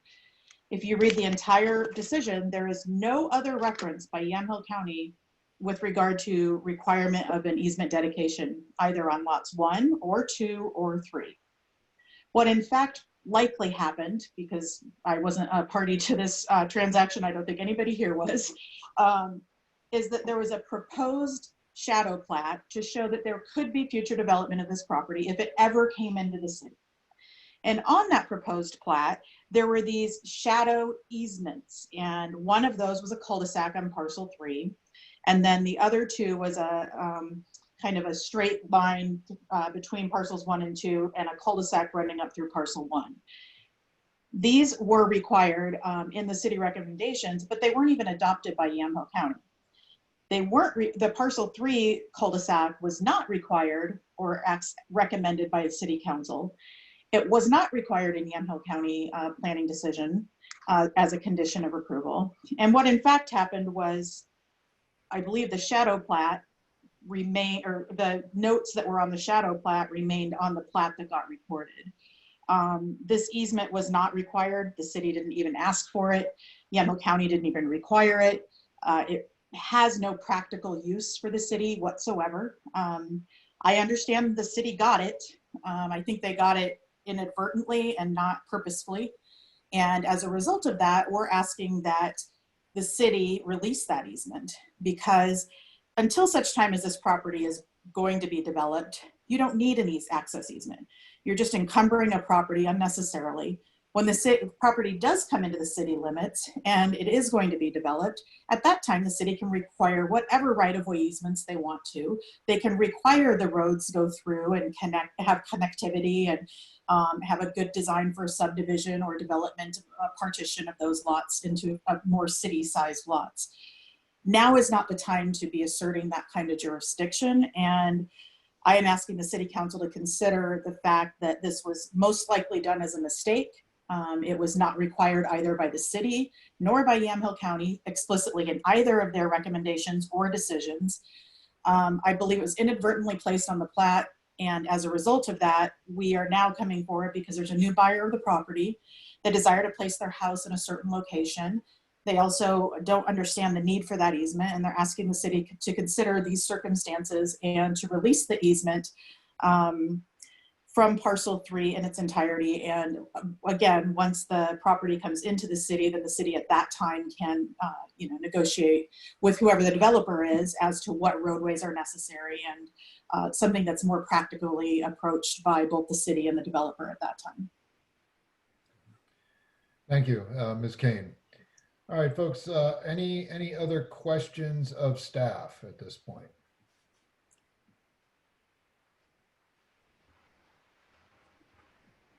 Okay, anyone? All right, any further discussion? Do I hear a motion?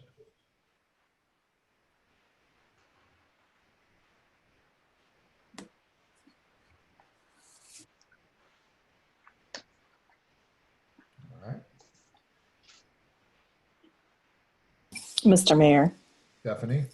I'd like to move to adopt resolution number 2020-3670. Do I hear a second? Second. Thanks, Jules.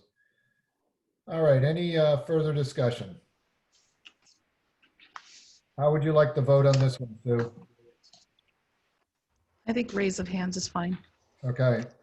All in favor of resolution 2020-3670, signify by raising your left hand. And it looks like it's 7-0, Sue. So thank you very much, Doug and Ms. Kane, thank you. All right, moving on to 9E on this evening's program, resolution 2020-3680, a resolution declaring support for the Oregon Workers Relief Fund. I believe this is you, Dan. It is. I will try to keep this as brief as possible.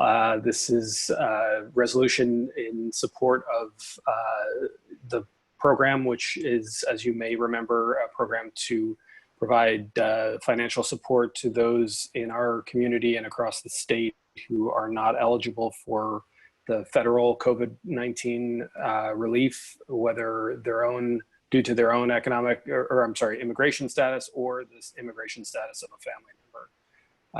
There's no financial contribution proposed in this, but it is a declaration of support. And hopefully that is enough information for the council, given the hour. All right, any questions of the city manager, folks?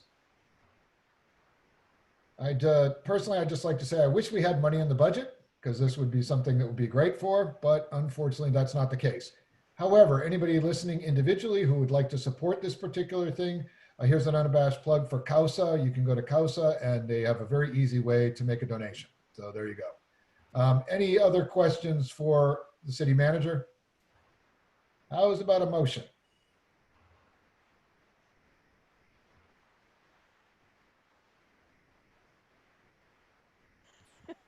I will do it. There I was you go, waiting for Denise. you, Jules. Oh, sorry. You want to do it? You can do it. No? Okay. Okay, go ahead. Do it, Jules. It's you, Jules. No, it's all okay. you. Do it. I move we adopt a resolution in support of the Oregon Workers Relief Fund. I second that. Jules made the motion and Denise seconded. Any further discussion? All in favor signify by raising your left hand. It looks like Yarnell, there she is, 7-0. Sue? All right, we're now on item number 10 on our program for this evening. So folks, council business, please. Anyone? Mr. Johnson, do you have something you might? Yeah, I do. There you go. I prepared something. So here we go. When I ran for office last time in 2018, I was under this false assumption that as my daughters got older, they would want to be around me less.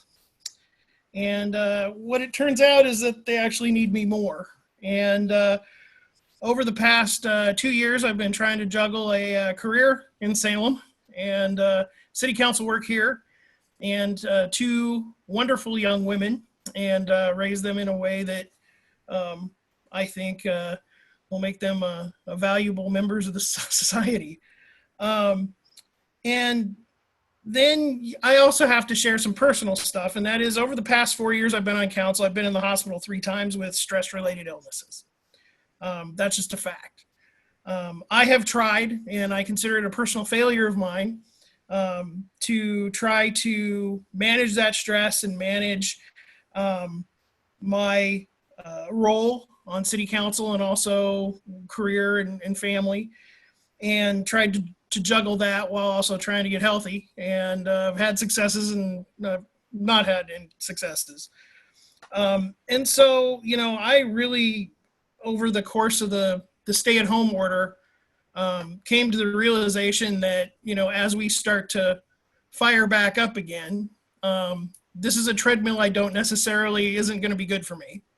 I need to find things that are going to be positive. And while this job is very rewarding, and I think you're all superheroes for doing it, even though that we don't agree at times, I will tell you that I cannot go to the grocery store right now. I cannot go play in the park right now. I cannot go to Tunes on Tuesday, especially when we have those big controversial things, without council bleeding into time with my family. And so I'm going to be selfish, and I'm going to say, look, I don't want people calling my work anymore, asking to talk to me about this project or that. You know, even after telling them, look, this is my work phone, leave me alone, they keep talking. So I've decided that I'm, you know, and then don't even get me started on social media. So I've decided I'm going to step away. And that doesn't mean that I'm not going to ever be involved again. It simply means that this is too much of a commitment for me at this time in my life. So, you know, while I really appreciate everything everyone does on city council, the thing I'm going to miss most is working with you folks and also working with staff. We have a great staff right now, and I see great things for city of Newberg. So, you know, I just felt like it was time as we start reopening for me to step away and, you know, try to get a little healthy. So, and also get more time with the kids. So, again, appreciate you guys always reading the 500 page packets and putting up with my questions. But I think this is my curtain call. So thanks. I second the emotion, and we all have our limits, and it's far better to understand them and deal with them and to go beyond them.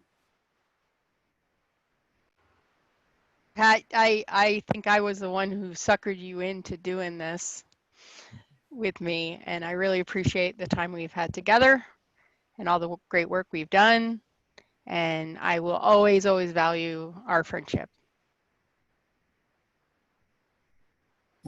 Counselor Johnson, you will be greatly missed.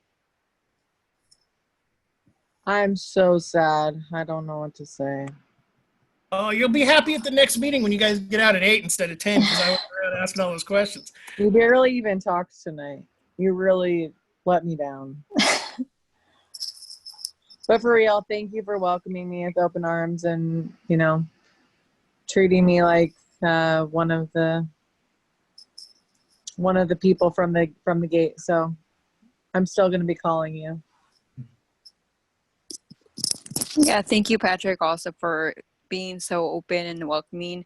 I think for me, I was very intimidated by you because of how many questions you ask and how just smart you are. But honestly, I think you're one of the people on council who definitely reached out. You know, you reached out to meet with me over coffee and you listened to me. And I think that was a really key for me to earning or starting to create trust with you. And, you know, that to know that there's a lot of like allies that are here in our city. So thank you so much. Yeah, Pat, I don't know. I'm gonna miss you, my friend. I'm gonna miss the questions. I'm gonna miss how prepared you always are. I'm gonna miss how much you care. And don't give me that line that it's just about the bypass or it's just about transportation. That's bull. You care deeply about this community. But I think, you know, what you've shown is that you are raising some really decent kids.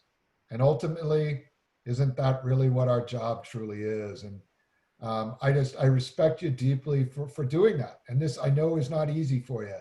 And I just respect you deeply for it. And just don't be a stranger, right? Please. All right. Well, on that somewhat somber note, there we go. We still got a little business left this evening, folks. And I think if I'm following this correctly, I have a script to read. So I will now read the announcement required to hold an executive session. After the announcement, this Zoom meeting will terminate and the council will enter in a separate Zoom meeting not open to the public. We will now meet in executive session for the purpose of deliberation with the persons designated by the governing body to negotiate real property transactions. And that is pursuant to ORS 192-660, subset 2E, real property. All right, folks, if I've more or less got that. Representatives of the news media and designated staff and other persons will be allowed to extend the executive session. No decision will be made in this executive session. All right, and at the end of the count of this executive session, we will not come back into session. So does that sound about right, Sherman? Did I miss anything? Okay. All right, so let's go. It's 10:09. Can we be back on the call in 5 minutes? 10:14? Will that work? Okay, you have to go to the other Zoom link and come back. And you'll need a password. Yeah. Oh, we need a password? Yeah, it's in your email. Okay, thank you. So check the email, check the password. All Yep. right, we'll see you in 5 minutes, folks. Bye-bye.